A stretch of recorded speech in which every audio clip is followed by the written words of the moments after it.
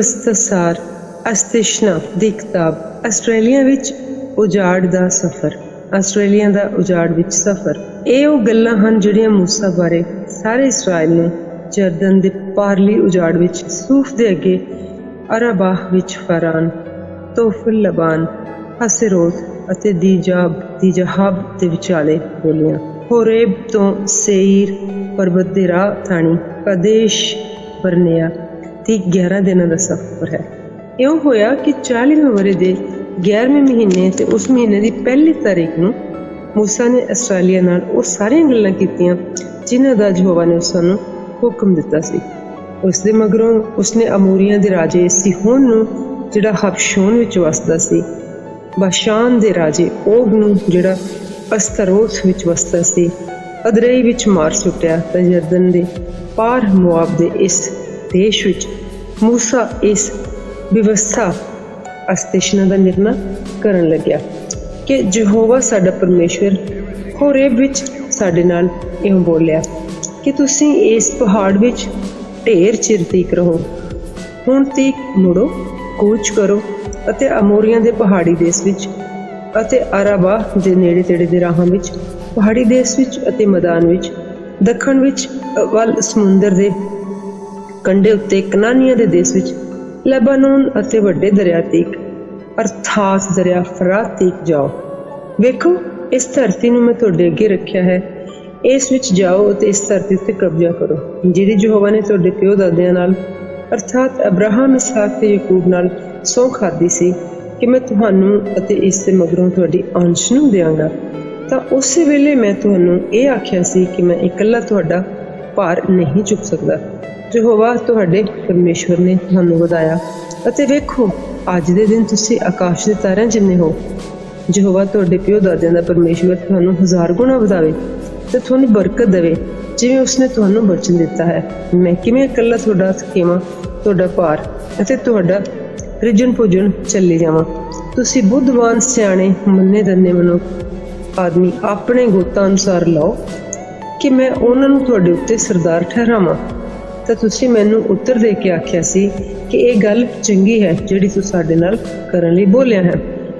ਸੋ ਮੈਂ ਤੁਹਾਡੇ ਗੋਤਾਂ ਦੇ ਮੁੰਡਿਆਂ ਨੂੰ ਲਿਆ ਅਤੇ ਬੁੱਧਵਾਨ ਅਤੇ ਮੰਨੇ ਦੰਨੇ ਲੋਕਾਂ ਵਿੱਚ ਤੁਹਾਡੇ ਉੱਤੇ ਸਰਦਾਰ ਠਹਿਰਾਏ, ਅਰਥਾਤ 1000 ਦੇ ਸਰਦਾਰ, ਸੈਂਕੜਿਆਂ ਦੇ ਸਰਦਾਰ, 50 ਦੇ ਸਰਦਾਰ, 10 ਦੇ ਸਰਦਾਰ, ਨਾਲੇ ਤੁਹਾਡੇ ਗੋਤਾਂ ਦੇ ਅਹੁਦੇਦਾਰ। ਅਤੇ ਉਸੇ ਵੇਲੇ ਹੁਕਮ ਦੇ ਕੇ ਆਖਿਆ ਕਿ ਆਪਣੇ ਭਰਾਵਾਂ ਦੇ ਵਿਚਾਲੇ ਝਗੜੇ ਸੁਣੋ। ਹਰ ਆਦਮੀ ਉਸਦੇ ਭਰਾ ਦਾ ਅਤੇ ਪਰਦੇਸੀ ਦਾ ਧਰਮ ਵਿੱਚ ਨਿਆਂ ਕਰੇ। ਨਿਆਂ ਕਰਨ ਵੇਲੇ ਕਿਸੇ ਦੀ ਪੱਖਪਾਤ ਨਾ ਪੂਰੇ। ਤੁਸੀਂ ਵੱਡੇ ਛੋਟੇ ਦੀ ਇੱਕੋ ਜਿਹੀ ਗੱਲ ਸੁਣਨੀ। ਤੁਸੀਂ ਆਦਮੀ ਦੇ ਮੂੰਹ ਨੂੰ ਵੇਖ ਕੇ ਨਹੀਂ ਡਰਨਾ, ਕਿਉਂਕਿ ਨਿਆਂ ਪਰਮੇਸ਼ਰ ਦਾ ਹੈ। ਜਿਹੜੀ ਗੱਲ ਤੁਹਾਡੇ ਲਈ ਬਾਹਲੀ ਔਖੀ ਹੋਵੇ ਉਹ ਤੁਸੀਂ ਮੇਰੇ ਕੋਲ ਲਿਆਉਣੀ, ਮੈਂ ਉਸ ਨੂੰ ਸੁਣਾਂਗਾ। ਤਾਂ ਮੈਂ ਉਸੇ ਵੇਲੇ ਤੁਹਾਨੂੰ ਸਾਰੀਆਂ ਗੱਲਾਂ ਦਾ ਹੁਕਮ ਜਿਹੜੀਆਂ ਤੁਹਾਡੇ ਕਰਨ ਦੀਆਂ ਸਨ ਦਿੱਤਾ ਸੀ। ਫਿਰ ਹੋਰੇਬ ਤੋਂ ਕੂਚ ਕਰਕੇ ਉਸ ਵੱਡੀ ਅਤੇ ਭਿਆਨਕ ਉਜਾੜ ਵਿੱਚੋਂ ਦੀ ਜਿਹੜੀ ਤੁਸਾਂ ਅਮੋਰੀਆਂ ਦੇ ਪਹਾੜੀ ਦੇਸ਼ ਦੇ ਕੋਲ ਵੇਖੀ ਸੀ, ਅਸੀਂ ਗਏ ਜਿਵੇਂ ਯਹੋਵਾ ਸਾਡੇ ਪਰਮੇਸ਼ਵਰ ਨੇ ਸਾਨੂੰ ਹੁਕਮ ਦਿੱਤਾ ਸੀ। ਅਸੀਂ ਕਦੇਸ਼ ਬਰਨੇਆ ਵਿੱਚ ਆਏ ਕਿ ਤੁਸੀਂ ਅਮੋਰੀਆਂ ਦੀ ਪਹਾੜੀ ਦੇ ਕੋਲ ਦੇਸ਼ ਕੋਲ ਪੁੱਜੋ ਜਿਹੜਾ ਤੁਹਾਡਾ ਪਰਮੇਸ਼ਵਰ ਤੁਹਾਨੂੰ ਦਿੰਦਾ ਹੈ। ਯਹੋਵਾ ਤੁਹਾਡੇ ਪਰਮੇਸ਼ਵਰ ਨੇ ਤੁਹਾਡੇ ਅੱਗੇ ਇਹ ਧਰਤੀ ਰੱਖੀ ਹੈ। ਚੜ੍ਹ ਜਾਓ ਤੇ ਕਬਜ਼ਾ ਕਰੋ ਜਿਵੇਂ ਤੁਹਾਡੇ ਮਾਪਿਓ ਨੇ ਬੋਲਿਆ ਹੈ। ਉਹ ਤੁਹਾਡੇ ਮਾਪਿਓ ਦਾ ਪਰਮੇਸ਼ਵਰ ਤੁਹਾਨੂੰ ਬੋਲਿਆ ਹੈ। ਡਰੋ ਨਾ, ਘਬਰਾਓ ਨਾ। ਉਪਰੰਤ ਸਾਰਿਆਂ ਨੇ ਮੇਰੇ ਕੋਲ ਆਣ ਕੇ ਮੈਨੂੰ ਆਖਿਆ ਕਿ ਅਸੀਂ ਆਪਣੇ ਅੱਗੇ ਆਦਮੀਆਂ ਨੂੰ ਘੱਲੀਏ ਕਿ ਉਹ ਸਾਡੇ ਲਈ ਧਰਤੀ ਦੀ ਭਾਲ ਕਰਨ ਤੇ ਸਾਨੂੰ ਉਸ ਰਾਹ ਦਾ ਜਿਸ ਦੇ ਵਿੱਚ ਅਸਾਂ ਉਤਾਂ ਜਾਣਾ ਹੈ ਤੇ ਸ਼ਹਿਰਾਂ ਦਾ ਜਿਨ੍ਹਾਂ ਵਿੱਚ ਅਸੀਂ ਪੁੱਜਣਾ ਹੈ ਪਤਾ ਦੇਣ।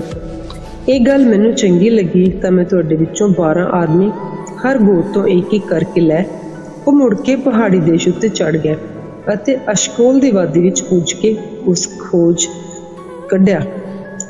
ਫਿਰ ਉਹ ਆਪਣੇ ਹੱਥਾਂ ਵਿੱਚ ਉਸ ਦੇਸ਼ ਦਾ ਫਲ ਲੈ ਕੇ ਸਾਡੇ ਕੋਲ ਲਿਆਏ ਅਤੇ ਸਾਨੂੰ ਖਬਰ ਦਿੱਤੀ ਤੇ ਆਖਿਆ ਕਿ ਉਹ ਧਰਤੀ ਬੜੀ ਚੰਗੀ ਹੈ ਜਿਹੜੀ ਯਹੋਵਾ ਸਾਨੂੰ ਦਿੰਦਾ ਹੈ ਪਰ ਤੁਸੀਂ ਉਹ ਤਾਂ ਜਾਣਾ ਨਹੀਂ ਚਾਹੁੰਦੇ, ਸਗੋਂ ਤੁਸੀਂ ਯਹੋਵਾ ਆਪਣੇ ਪਰਮੇਸ਼ਵਰ ਦੇ ਹੁਕਮ ਤੋਂ ਆਕੀ ਹੋ ਗਏ।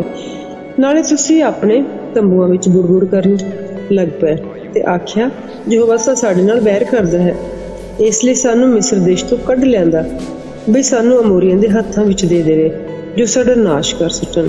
ਅਸੀਂ ਕਿੱਧਰ ਜਾਂਦੇ ਹਾਂ? ਸਾਡੇ ਭਰਾਵਾਂ ਨੇ ਸਾਡੇ ਹਿਰਦੇ ਇਹ ਆਖ ਕੇ ਢਾਲ ਦਿੱਤੇ ਹਨ ਕਿ ਉਹ ਲੋਕ ਸਾਥੋਂ ਵੱਡੇ ਵੱਡੇ ਅਤੇ ਉੱਚੇ ਉੱਚੇ ਹਨ, ਸ਼ਹਿਰ ਵੱਡੇ ਅਤੇ ਆਕਾਸ਼ ਤੀਕ ਉੱਚੀਆਂ ਗੜ੍ਹਾਂ ਵਾਲੇ ਹਨ। ਨਾਲੇ ਅਸੀਂ ਉੱਥੇ ਅਨਾਕੀਆਂ ਨੂੰ ਵੀ ਵੇਖਿਆ। ਤਾਂ ਮੈਂ ਤੁਹਾਨੂੰ ਆਖਿਆ ਸੀ ਕਿ ਉਹਨਾਂ ਤੋਂ ਨਾ ਧੜਕੋ, ਕਿਉਂਕਿ ਉਹਨਾਂ ਤੋਂ ਭੈ ਨਾ ਖਾਇਓ, ਨਾ ਧੜਕਿਓ। ਯਹੋਵਾ ਤੁਹਾਡਾ ਪਰਮੇਸ਼ਵਰ ਤੁਹਾਡੇ ਅੱਗੇ ਅੱਗੇ ਜਾਂਦਾ ਹੈ, ਉਹ ਤੁਹਾਡੇ ਲਈ ਲੜੇਗਾ, ਜਿਵੇਂ ਉਸਨੇ ਤੁਹਾਡੀਆਂ ਅੱਖਾਂ ਦੇ ਅੱਗੇ ਮਿਸਰ ਵਿੱਚ ਕੀਤਾ। ਨਾਲੇ ਉਜਾੜ ਵਿੱਚ ਜਿੱਥੇ ਤੁਸੀਂ ਵੇਖਿਆ ਕਿ ਯਹੋਵਾ ਤੁਹਾਡੇ ਪਰਮੇਸ਼ਵਰ ਨੇ ਤੁਹਾਨੂੰ ਚੁੱਕਿਆ, ਜਿਵੇਂ ਆਦਮੀ ਆਪਣੇ ਪੁੱਤਰ ਨੂੰ ਚੁੱਕਦਾ ਹੈ, ਤੁਹਾਡੇ ਸਾਰੇ ਰਾਹ ਵਿੱਚ ਜਿੱਥੇ ਤੁਸੀਂ ਜਾਂਦੇ ਸੋ, ਜਦ ਤੱਕ ਤੁਸੀਂ ਇਸ ਸਥਾਨ ਤੇ ਨਾ ਪਹੁੰਚੇ। ਪਰ ਇਸ ਗੱਲ ਵਿੱਚ ਤੁਸੀਂ ਯਹੋਵਾ ਆਪਣੇ ਪਰਮੇਸ਼ਵਰ ਦੀ ਪ੍ਰਤੀਤ ਨਹੀਂ ਕੀਤੀ। ਉਹ ਤੁਹਾਡੇ ਅੱਗੇ ਅੱਗੇ ਰਾਹ ਵਿੱਚ ਜਾਂਦਾ ਸੀ, ਤਾਂ ਜੋ ਤੁਹਾਡੇ ਲਈ ਤੁਹਾਡੇ ਡੇਰੇ ਲਾਉਣ ਦਾ ਥਾਂ ਲੱਭੇ। ਰਾਤ ਨੂੰ ਅੱਗ ਨਾਲ ਅਤੇ ਦਿਨ ਨੂੰ ਬੱਦਲ ਨਾਲ ਉਹ ਤੁਹਾਨੂੰ ਰਾਹ ਵਿਖਾਉਂਦਾ, ਜਿਸ ਦੇ ਵਿੱਚ ਤੁਸੀਂ ਜਾਣਾ ਹੁੰਦਾ ਸੀ। ਯਹੋਵਾ ਤੁਹਾਡੀਆਂ ਗੱਲਾਂ ਦਾ ਰੌਲਾ ਸੁਣ ਕੇ ਕ੍ਰੋਧਵੰਤ ਹੋਇਆ ਤੇ ਇਹ ਆਖ ਕੇ ਸਹੁੰ ਖਾਧੀ ਕਿ ਇਹਨਾਂ ਆਦਮੀਆਂ ਵਿੱਚੋਂ ਇੱਕ ਵੀ ਜਿਹੜਾ ਇਸ ਬੁਰੀ ਪੀੜ੍ਹੀ ਦਾ ਹੈ, ਉਸ ਚੰਗੀ ਧਰਤੀ ਨੂੰ ਨਹੀਂ ਵੇਖੇਗਾ, ਜਿਹਦੇ ਦੇਣ ਦੀ ਸਹੁੰ ਮੈਂ ਇਹ ਤੁਹਾਡੇ ਪਿਓ ਦਾਦਿਆਂ ਨਾਲ ਖਾਧੀ ਸੀ। ਯਫੂਨਾ ਦੇ ਪੁੱਤਰ ਕਾਲੇਬ ਤੋਂ ਛੁੱਟ ਉਹ ਉਸ ਨੂੰ ਵੇਖੇਗਾ, ਅਤੇ ਮੈਂ ਉਸ ਧਰਤੀ ਉੱਤੇ ਜਿੱਥੇ ਉਸਨੇ ਪੈਰ ਧਰੇ ਹਨ ਉਹਨੂੰ ਅਤੇ ਉਹਦੇ ਪੁੱਤਾਂ ਨੂੰ ਦਿਆਂਗਾ, ਕਿਉਂ ਜੋ ਉਹ ਯਹੋਵਾ ਦੇ ਪਿੱਛੇ ਪੂਰੀ ਤਰ੍ਹਾਂ ਨਾਲ ਤੁਰਿਆ ਹੈ, ਪੂਰੀ ਰੀਤੀ ਨਾਲ ਤੁਰਿਆ ਹੈ। ਯਹੋਵਾ ਮੇਰੇ ਨਾਲ ਵੀ ਤੁਹਾਡੇ ਕਾਰਨ ਇਹ ਆਖ ਕੇ ਗੁੱਸੇ ਹੋਇਆ ਕਿ ਤੂੰ ਵੀ ਉੱਥੇ ਨਹੀਂ ਵੜੇਗਾ। ਨੂਨ ਦਾ ਪੁੱਤਰ ਜੋਸ਼ੂਆ ਜਿਹੜਾ ਤੇਰੇ ਅੱਗੇ ਖੜਾ ਹੈ, ਉਹ ਉੱਥੇ ਵੜੇਗਾ। ਉਹਨੂੰ ਤਕੜਾ ਕਰ, ਕਿਉਂ ਜੋ ਉਹ ਇਸਰਾਇਲ ਨੂੰ ਉਸ ਦੀ ਮਿਲਕ ਦੁਆਵੇਗਾ। ਤੁਹਾਡੇ ਨਿਆਣੇ ਜਿਨ੍ਹਾਂ ਨੂੰ ਤੁਸੀਂ ਆਖਿਆ ਸੀ ਕਿ ਉਹ ਲੁੱਟ ਲਈ ਹੋਣਗੇ, ਤੁਹਾਡੇ ਪੁੱਤਰ ਜਿਨ੍ਹਾਂ ਨੂੰ ਅਜੇ ਭਲੇ ਬੁਰੇ ਦੀ ਪਛਾਣ ਨਹੀਂ, ਉਹ ਉਸ ਵਿੱਚ ਵੜਨਗੇ ਅਤੇ ਮੈਂ ਉਹਨਾਂ ਨੂੰ ਦਿਆਂਗਾ ਅਤੇ ਉਹ ਉਸ ਉੱਤੇ ਕਬਜ਼ਾ ਕਰਨਗੇ। ਪਰ ਤੁਸੀਂ ਮੁੜੋ ਅਤੇ ਉਜਾੜ ਵਿੱਚ ਲਾਲ ਸਮੁੰਦਰ ਦੇ ਰਾਹੀਂ ਕੂਚ ਕਰੋ। ਫਿਰ ਤੁਸੀਂ ਉੱਤਰ ਦੇ ਕੇ ਮੈਨੂੰ ਆਖਿਆ ਕਿ ਅਸਾਂ ਯਹੋਵਾ ਦੇ ਅੱਗੇ ਪਾਪ ਕੀਤਾ, ਅਸੀਂ ਉਤਾਂ ਜਾ ਕੇ ਲੜਾਂਗੇ। ਤੇ ਯਹੋਵਾ ਸਾਡੇ ਪਰਮੇਸ਼ਰ ਨੇ ਸਾਨੂੰ ਹੁਕਮ ਦਿੱਤਾ ਸੀ, ਤੁਹਾਡੇ ਵਿੱਚੋਂ ਹਰ ਇੱਕ ਨੇ ਆਪਣੀ ਲੜਾਈ ਦੇ ਸ਼ਸਤਰ ਬਣ ਕੇ ਪਹਾੜੀ ਦੇਸ਼ ਵਿੱਚ ਚੜ੍ਹਨਾ ਇੱਕ ਛੋਟੀ ਜਿਹੀ ਗੱਲ ਜਾਣੀ। ਪਰ ਯਹੋਵਾ ਨੇ ਮੈਨੂੰ ਆਖਿਆ ਕਿ ਉਹਨਾਂ ਨੂੰ ਆਖ ਕੇ ਉਤਾਂ ਨਾ ਜਾਇਓ, ਨਾ ਲੜੋ, ਕਿਉਂਕਿ ਮੈਂ ਤੁਹਾਡੇ ਨਾਲ ਨਹੀਂ ਹਾਂ, ਪਰ ਤੁਸੀਂ ਆਪਣੇ ਵੈਰੀਆਂ ਅੱਗੇ ਮਾਰੇ ਜਾਓਗੇ। ਇਉਂ ਮੈਂ ਤੁਹਾਨੂੰ ਬੋਲਿਆ ਸਾਂ, ਪਰ ਤੁਸੀਂ ਤਾਂ ਵੀ ਨਾ ਸੁਣਿਆ। ਤੁਸੀਂ ਯਹੋਵਾ ਦੇ ਹੁਕਮ ਦੇ ਵਿਰੁੱਧ ਆਕੀ ਹੋ ਗਏ ਅਤੇ ਤਗਾਣੇ ਪਹਾੜੀ ਦੇਸ਼ ਵਿੱਚ ਚੜ੍ਹ ਗਏ। ਅਤੇ ਅਮੋਰੀਆਂ ਨੇ ਜਿਹੜੇ ਉਸ ਧਰਤੀ ਦੇ ਦੇਸ਼ ਵਿੱਚ ਵਸਦੇ ਸਨ, ਨਿਕਲ ਕੇ ਤੁਹਾਡਾ ਸਾਹਮਣਾ ਕੀਤਾ ਤੇ ਤੁਹਾਨੂੰ ਨਠਾ ਦਿੱਤਾ, ਜਿਵੇਂ ਸ਼ਹਿਦ ਦੀਆਂ ਮੱਖੀਆਂ ਕਰਦੀਆਂ ਹਨ, ਅਤੇ ਤੁਹਾਨੂੰ ਸੇਰ ਵਿੱਚ ਹਾਰਾਮਾਹ ਤੀਕ ਪਹੁੰਚਾ ਮਾਰਿਆ। ਫਿਰ ਤੁਸੀਂ ਮੁੜੇ ਅਤੇ ਯਹੋਵਾ ਅੱਗੇ ਰੋਏ, ਪਰ ਯਹੋਵਾ ਨੇ ਤੁਹਾਡਾ ਰੌਲਾ ਨਾ ਸੁਣਿਆ ਅਤੇ ਨਾ ਹੀ ਆਪਣਾ ਕੰਨ ਤੁਹਾਡੇ ਵੱਲ ਧਰਿਆ। ਸੋ ਜਿੰਨੇ ਦਿਨ ਤੁਸੀਂ ਟਿਕੇ, ਕਾਦੇਸ਼ ਵਿੱਚ ਵੀ ਬਹੁਤ ਦਿਨਾਂ ਤੀਕ ਟਿਕੇ ਰਹੇ। ਨਵੇਂ ਦੇਸ਼ ਦਾ ਕਬਜ਼ਾ, ਚੈਪਟਰ 2। ਫਿਰ ਅਸੀਂ ਮੁੜ ਕੇ ਲਾਲ ਸਮੁੰਦਰ ਦੇ ਰਾਹ ਥਾਣੀ ਉਜਾੜ ਵਿੱਚ ਕੂਚ ਕੀਤਾ, ਜਿਵੇਂ ਯਹੋਵਾ ਨੇ ਮੇਰੇ ਨਾਲ ਗੱਲ ਕੀਤੀ ਸੀ, ਅਤੇ ਬਹੁਤਿਆਂ ਦਿਨਾਂ ਤੀਕ ਸੀਰ ਪਹਾੜ ਦੇ ਆਲੇ ਦੁਆਲੇ ਘੇਰਾ ਪਾ ਛੱਡਿਆ। ਤਾਂ ਯਹੋਵਾ ਨੇ ਮੈਨੂੰ ਆਖਿਆ ਕਿ ਤੁਸੀਂ ਢੇਰ ਚਿਰ ਤੀਕ ਇਸ ਪਹਾੜ ਦੇ ਦੁਆਲੇ ਘੇਰਾ ਪਾਇਆ ਹੈ, ਹੁਣ ਆਪਣਾ ਮੁਹਾਣਾ ਉੱਤਰ ਵੱਲ ਮੋੜ ਲਿਓ। ਪਰਜਾ ਨੂੰ ਹੁਕਮ ਦੇ ਕਿ ਤੁਸੀਂ ਆਪਣੇ ਭਰਾ ਇਸਾਵੀਆਂ ਦੀਆਂ ਹੱਦਾਂ ਵਿੱਚ ਵੀ ਦੀ ਲੰਘਣਾ ਹੈ, ਜਿਹੜੇ ਸਾਇਰ ਵਿੱਚ ਵਸਦੇ ਹਨ। ਉਹ ਤੁਹਾਥੋਂ ਡਰਨਗੇ, ਪਰ ਤੁਸੀਂ ਬਹੁਤ ਚੌਕਸ ਰਹੋ, ਉਹਨਾਂ ਨੂੰ ਨਾ ਛੇੜਿਓ, ਕਿਉਂਕਿ ਉਹ ਤੁਹਾਨੂੰ ਉਹਨਾਂ ਦੀ ਧਰਤੀ ਵਿੱਚੋਂ ਪੈਰ ਧਰਨ ਦੀ ਥਾਂ ਵੀ ਨਹੀਂ ਦੇਣਗੇ। ਮੈਂ ਸੇਰ ਪਹਾੜ ਏਸਾਊ ਨੂੰ ਮਿਲਕ ਲਈ ਦੇ ਦਿੱਤਾ ਹੈ। ਤੁਸੀਂ ਉਹਨਾਂ ਤੋਂ ਚਾਂਦੀ ਦੇ ਕੇ ਅੰਨ ਲਿਓ, ਤਾਂ ਜੋ ਤੁਸੀਂ ਖਾਓ, ਅਤੇ ਉਹਨਾਂ ਤੋਂ ਪਾਣੀ ਵੀ ਚਾਂਦੀ ਦੇ ਕੇ ਮੁੱਲ ਲੈ ਲੈਣਾ, ਤਾਂ ਜੋ ਤੁਸੀਂ ਪੀਓ, ਕਿਉਂਕਿ ਯਹੋਵਾ ਤੁਹਾਡੇ ਪਰਮੇਸ਼ਵਰ ਨੇ ਤੁਹਾਡੇ ਹੱਥ ਦੇ ਸਾਰੇ ਕੰਮ ਉੱਤੇ ਬਰਕਤ ਦਿੱਤੀ ਹੈ, ਅਤੇ ਇਸ ਵੱਡੀ ਉਜਾੜ ਵਿੱਚ ਤੁਹਾਡਾ ਤੁਰਨਾ ਫਿਰਨਾ ਜਾਣਦਾ ਹੈ। ਇਹ 40 ਵਰ੍ਹੇ ਯਹੋਵਾ ਤੁਹਾਡਾ ਪਰਮੇਸ਼ਵਰ ਤੁਹਾਡੇ ਅੰਗ ਸੰਗ ਰਿਹਾ ਹੈ, ਤੇ ਤੁਹਾਨੂੰ ਕਿਸੇ ਗੱਲੋਂ ਘਾਟਾ ਨਹੀਂ ਪਿਆ। ਉਪਰੰਤ ਤੁਸੀਂ ਆਪਣੇ ਇਸਾਵੀਆਂ ਭਰਾਵਾਂ ਦੇ ਕੋਲੋਂ ਦੀ ਜਿਹੜੇ ਸੇਰ ਵਿੱਚ ਵਸਦੇ ਹਨ, ਆਰਬਾ ਦੇ ਰਾਹ ਥਾਣੀ ਏਲਬ ਅਤੇ ਅਸਿਯੋਨ ਗਬਰ ਚਲਣਗੇ। ਫਿਰ ਅਸੀਂ ਮੁੜ ਕੇ ਮੁਆਬ ਦੀ ਉਜਾੜ ਥਾਣੀ ਗਏ। ਯਹੋਵਾ ਨੇ ਮੈਨੂੰ ਆਖਿਆ, ਮੁਆਬ ਨੂੰ ਨਾ ਸਤਾਈ ਤੇ ਨਾ ਹੀ ਉਹਨਾਂ ਨਾਲ ਲੜਾਈ ਦੀ ਛੇੜਛਾੜ ਕਰੀ, ਕਿਉਂਕਿ ਮੈਂ ਤੈਨੂੰ ਉਸ ਧਰਤੀ ਤੋਂ ਮਿਲਕ ਨਹੀਂ ਦਿਆਂਗਾ। ਮੈਂ ਲੂਤ ਦੇ ਅੰਸ਼ ਨੂੰ ਔਰ ਮਿਲਕ ਕਰਕੇ ਉਹ ਦੇ ਦਿੱਤਾ ਹੈ, ਪਹਿਲਾਂ ਸਮਿਆਂ ਵਿੱਚ ਉੱਥੇ ਏਮੀ ਵਸਦੇ ਸਨ। ਇਹ ਲੋਕ ਅਨਾਕੀਆਂ ਵਰਗੇ ਵੱਡੇ ਵੱਡੇ ਅਤੇ ਬਹੁਤ ਉਚੇਰੇ ਸਨ। ਇਹ ਅਨਾਕੀਆਂ ਵਾਂਗੂ ਰਫਾਈ ਗਿਣੇ ਜਾਂਦੇ ਸਨ, ਪਰ ਮੁਆਬੀ ਇਹਨਾਂ ਨੂੰ ਏਮੀ ਆਖਦੇ ਹਨ। ਹੋਰੀ ਵੀ ਪਹਿਲੇ ਸਮਿਆਂ ਵਿੱਚ ਸੇਰ ਵਿੱਚ ਵਸਦੇ ਸਨ, ਪਰ ਇਸਾਵੀਆਂ ਨੇ ਉਹਨਾਂ ਨੂੰ ਕੱਢ ਦਿੱਤਾ ਅਤੇ ਆਪਣੇ ਅੱਗੋਂ ਉਹਨਾਂ ਨੂੰ ਨਾਸ ਕਰਕੇ ਆਪ ਉਹਨਾਂ ਦੇ ਥਾਂ ਵਸ ਗਏ, ਜਿਵੇਂ ਇਸਰਾਇਲ ਨੇ ਆਪਣੀ ਮਿਲਕ ਦੇ ਦੇਸ਼ ਵਿੱਚ ਕੀਤਾ, ਜਿਹੜਾ ਯਹੋਵਾ ਨੇ ਉਹਨਾਂ ਨੂੰ ਦਿੱਤਾ ਸੀ। ਹੁਣ ਉੱਠੋ ਅਤੇ ਜ਼ਾਰਦ ਦੇ ਨਾਲੇ ਦੇ ਉੱਤੋਂ ਦੀ ਲੰਘੋ। ਤਾਂ ਅਸੀਂ ਜ਼ਾਰਦ ਦੇ ਨਾਲੇ ਦੇ ਉੱਤੋਂ ਦੀ ਲੰਘੇ। ਉਹ ਸਮਾਂ ਜਿਹੜਾ ਕਾਦੇਸ਼ਵਰ ਬਰਨੇਆ ਤੋਂ ਤੁਰ ਕੇ ਜ਼ਾਰਦ ਦੇ ਨਾਲੇ ਦੇ ਉੱਤੋਂ ਦੀ ਸਾਡੇ ਲੰਘਣ ਠੀਕ ਸੀ, ਉਹ 38 ਵਰ੍ਹਿਆਂ ਦਾ ਸੀ, ਜਦ ਤੱਕ ਉਸ ਪੀੜ੍ਹੀ ਦੇ ਸਾਰੇ ਯੋਧੇ ਡੇਰਿਆਂ ਵਿੱਚੋਂ ਮਰ ਮਿਟ ਨਾ ਗਏ, ਜਿਵੇਂ ਯਹੋਵਾ ਨੇ ਉਹਨਾਂ ਨਾਲ ਸਹੁੰ ਖਾਧੀ ਸੀ। ਅਤੇ ਯਹੋਵਾ ਦਾ ਹੱਥ ਉਹਨਾਂ ਦੇ ਵਿਰੁੱਧ ਸੀ ਕਿ ਡੇਰੇ ਦੇ ਵਿੱਚੋਂ ਉਹਨਾਂ ਨੂੰ ਮਿਟਾ ਦੇਵੇ, ਜਦ ਤੱਕ ਸਾਰੇ ਦੇ ਸਾਰੇ ਮਿਟ ਨਾ ਗਏ। ਤਾਂ ਇਉਂ ਹੋਇਆ ਕਿ ਜਦ ਸਾਰੇ ਯੋਧੇ ਉਹਨਾਂ ਲੋਕਾਂ ਵਿੱਚੋਂ ਮਰ ਖਪ ਗਏ, ਤਾਂ ਯਹੋਵਾ ਮੇਰੇ ਨਾਲ ਬੋਲਿਆ, ਤੂੰ ਅੱਜ ਮੁਆਬ ਦੀ ਹੱਦ ਵਿੱਚ ਦੀ ਆਰ ਨੂੰ ਲੰਘਣਾ ਹੈ। ਜਦ ਤੂੰ ਅਮੋਨੀਆਂ ਦੇ ਨੇੜੇ ਆਵੇਂ ਤਾਂ ਤੂੰ ਉਹਨਾਂ ਨੂੰ ਨਾ ਸਤਾਈ ਅਤੇ ਨਾ ਹੀ ਛੇੜਛਾੜ ਕਰੀ, ਕਿਉਂਕਿ ਮੈਂ ਅਮੋਨੀਆਂ ਦੀ ਧਰਤੀ ਵਿੱਚੋਂ ਤੈਨੂੰ ਮਿਲਕ ਨਹੀਂ ਦਿਆਂਗਾ। ਮੈਂ ਉਹ ਲੂਤ ਦੇ ਅੰਸ਼ ਨੂੰ ਮਿਲਕ ਕਰਕੇ ਦੇ ਦਿੱਤੀ ਹੈ। ਉਹ ਵੀ ਰਫਾਈਆਂ ਦੀ ਧਰਤੀ ਗਿਣੀ ਗਈ। ਰਫਾਈ ਪਿਛਲੇ ਸਮਿਆਂ ਵਿੱਚ ਉੱਥੇ ਵਸਦੇ ਸਨ, ਪਰ ਅਮੋਨੀ ਉਹਨਾਂ ਨੂੰ ਜਮਜ਼ੂਮੀ ਆਖਦੇ ਸਨ। ਇਹ ਲੋਕ ਅਨਾਕੀਆਂ ਵਾਂਗੂ ਬਹੁਤ ਵੱਡੇ ਵੱਡੇ ਅਤੇ ਉਚੇਰੇ ਸਨ, ਪਰ ਯਹੋਵਾ ਨੇ ਉਹਨਾਂ ਨੂੰ ਉਹਨਾਂ ਦੇ ਅੱਗੋਂ ਨਾਸ਼ ਕਰਕੇ ਕੱਢ ਦਿੱਤਾ ਅਤੇ ਆਪ ਉਹਨਾਂ ਦੇ ਥਾਂ ਵਸ ਗਏ। ਅਤੇ ਉਹ ਇਸਾਵੀਆਂ ਲਈ ਜਿਹੜੇ ਸੇਰ ਵਿੱਚ ਵਸਦੇ ਸਨ ਕੀਤਾ। ਜਦ ਉਹ ਹੋਰੀਆਂ ਦਾ ਨਾਸ ਉਹਨਾਂ ਦੇ ਅੱਗੋਂ ਕਰ ਦਿੱਤਾ ਤੇ ਉਹਨਾਂ ਨੇ ਉਹਨਾਂ ਨੂੰ ਕੱਢ ਦਿੱਤਾ ਤੇ ਉਹਨਾਂ ਦੀ ਥਾਂ ਅੱਜ ਦੇ ਦਿਨ ਤੀਕ ਵਸਦੇ ਹਨ। ਤੇ ਅਵੀ ਪਿੰਡਾਂ ਵਿੱਚ ਅਜ਼ਾਹ ਤੀਕ ਵਸਦੇ ਹਨ। ਤੇ ਕਫਤੋਰੀਆਂ ਨੇ ਜਿਹੜੇ ਕਫਤੋਰ ਤੋਂ ਨਿਕਲੇ ਸਨ, ਉਹਨਾਂ ਦਾ ਨਾਸ ਕਰਕੇ ਉਹਨਾਂ ਦੇ ਥਾਂ ਵਸ ਗਏ। ਉੱਠੋ ਤੇ ਕੂਚ ਕਰਕੇ ਅਰਨੋਨ ਤੇ ਨਾਲੇ ਤੋਂ ਪਾਰ ਲੰਘੋ। ਵੇਖੋ, ਮੈਂ ਤੁਹਾਡੇ ਹੱਥ ਵਿੱਚ ਸਿਹੋਨ ਆਮੋਰੀ ਹਸ਼ਬੋਨ ਦੇ ਰਾਜੇ ਨੂੰ ਨਾਲੇ ਉਸਦੇ ਦੇਸ਼ ਨੂੰ ਦੇ ਦਿੱਤਾ ਹੈ। ਉਹਦੇ ਉੱਤੇ ਕਬਜ਼ੇ ਦਾ ਆਰੰਭ ਕਰੋ ਅਤੇ ਲੜਾਈ ਦੀ ਛੇੜਛਾੜ ਕਰੋ।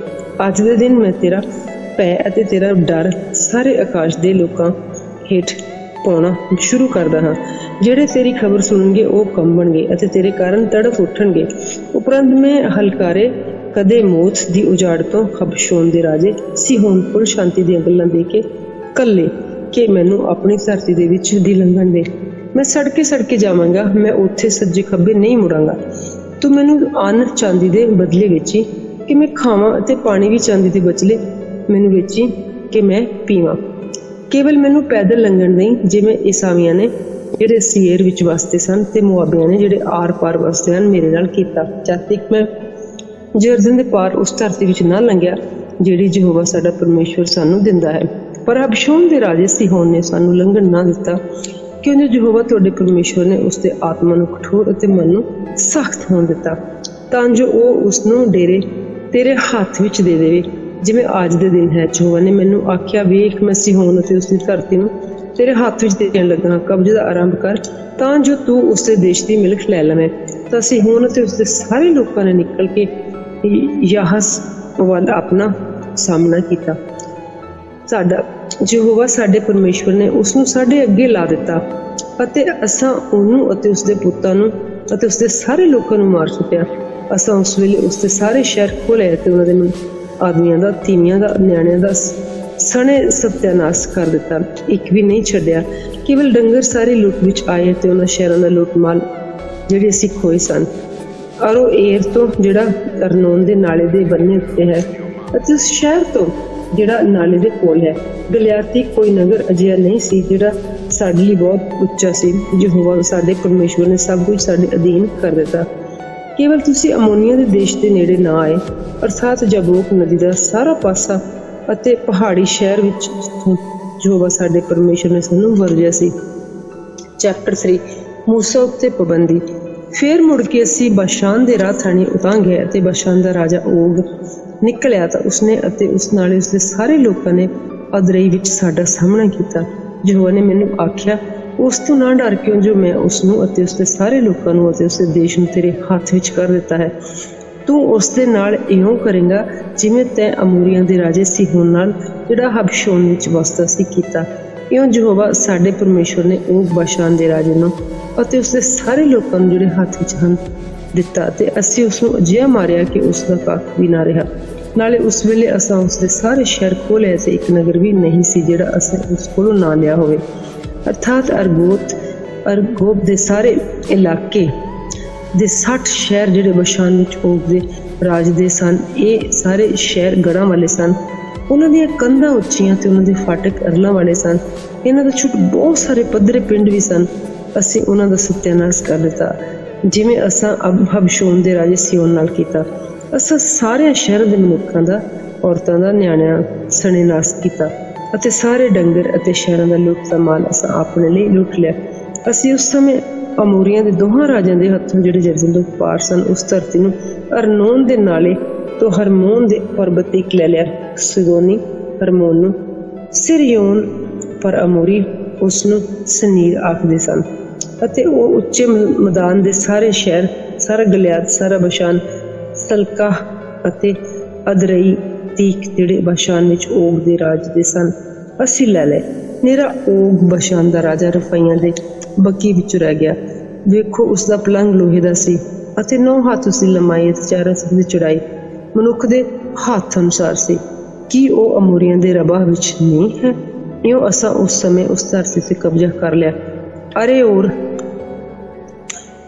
ਅਰੇਓਰ ਤੋਂ ਜਿਹੜਾ ਅਰਨੋਨ ਤੇ ਨਾਲੇ ਉੱਤੇ ਹੈ, ਗਲਿਆਦ ਤੇ ਪਹਾੜੀ ਦੇਸ਼ ਦਾ ਅੱਧਾ ਹਿੱਸਾ ਉਸ ਦੇ ਸ਼ਹਿਰਾਂ ਸਰਣੇ ਮੈਂ ਰੂਬੇਨੀਆਂ ਅਤੇ ਗਾਦੀਆਂ ਨੂੰ ਦੇ ਦਿੱਤਾ। ਪਰ ਗਲਿਆਦ ਦਾ ਬਕੀਆ ਤੇ ਸਾਰਾ ਬਸ਼ਾਨ ਜਿਹੜਾ ਓਗ ਦੇ ਰਾਜ ਦਾ ਸੀ ਮੈਂ ਮਨਸ਼ਾ ਦੇ ਗੋਤ ਨੂੰ ਦਿੱਤਾ। ਅਰਥਾਤ ਸਾਰੇ ਬਸ਼ਾਨ ਸਣੇ ਅਰਗੋਤ ਦਾ ਸਾਰਾ ਇਲਾਕਾ ਇਹ ਰਫਾਈਆਂ ਦਾ ਦੇਸ਼ ਅਖਵਾਉਂਦਾ ਹੈ।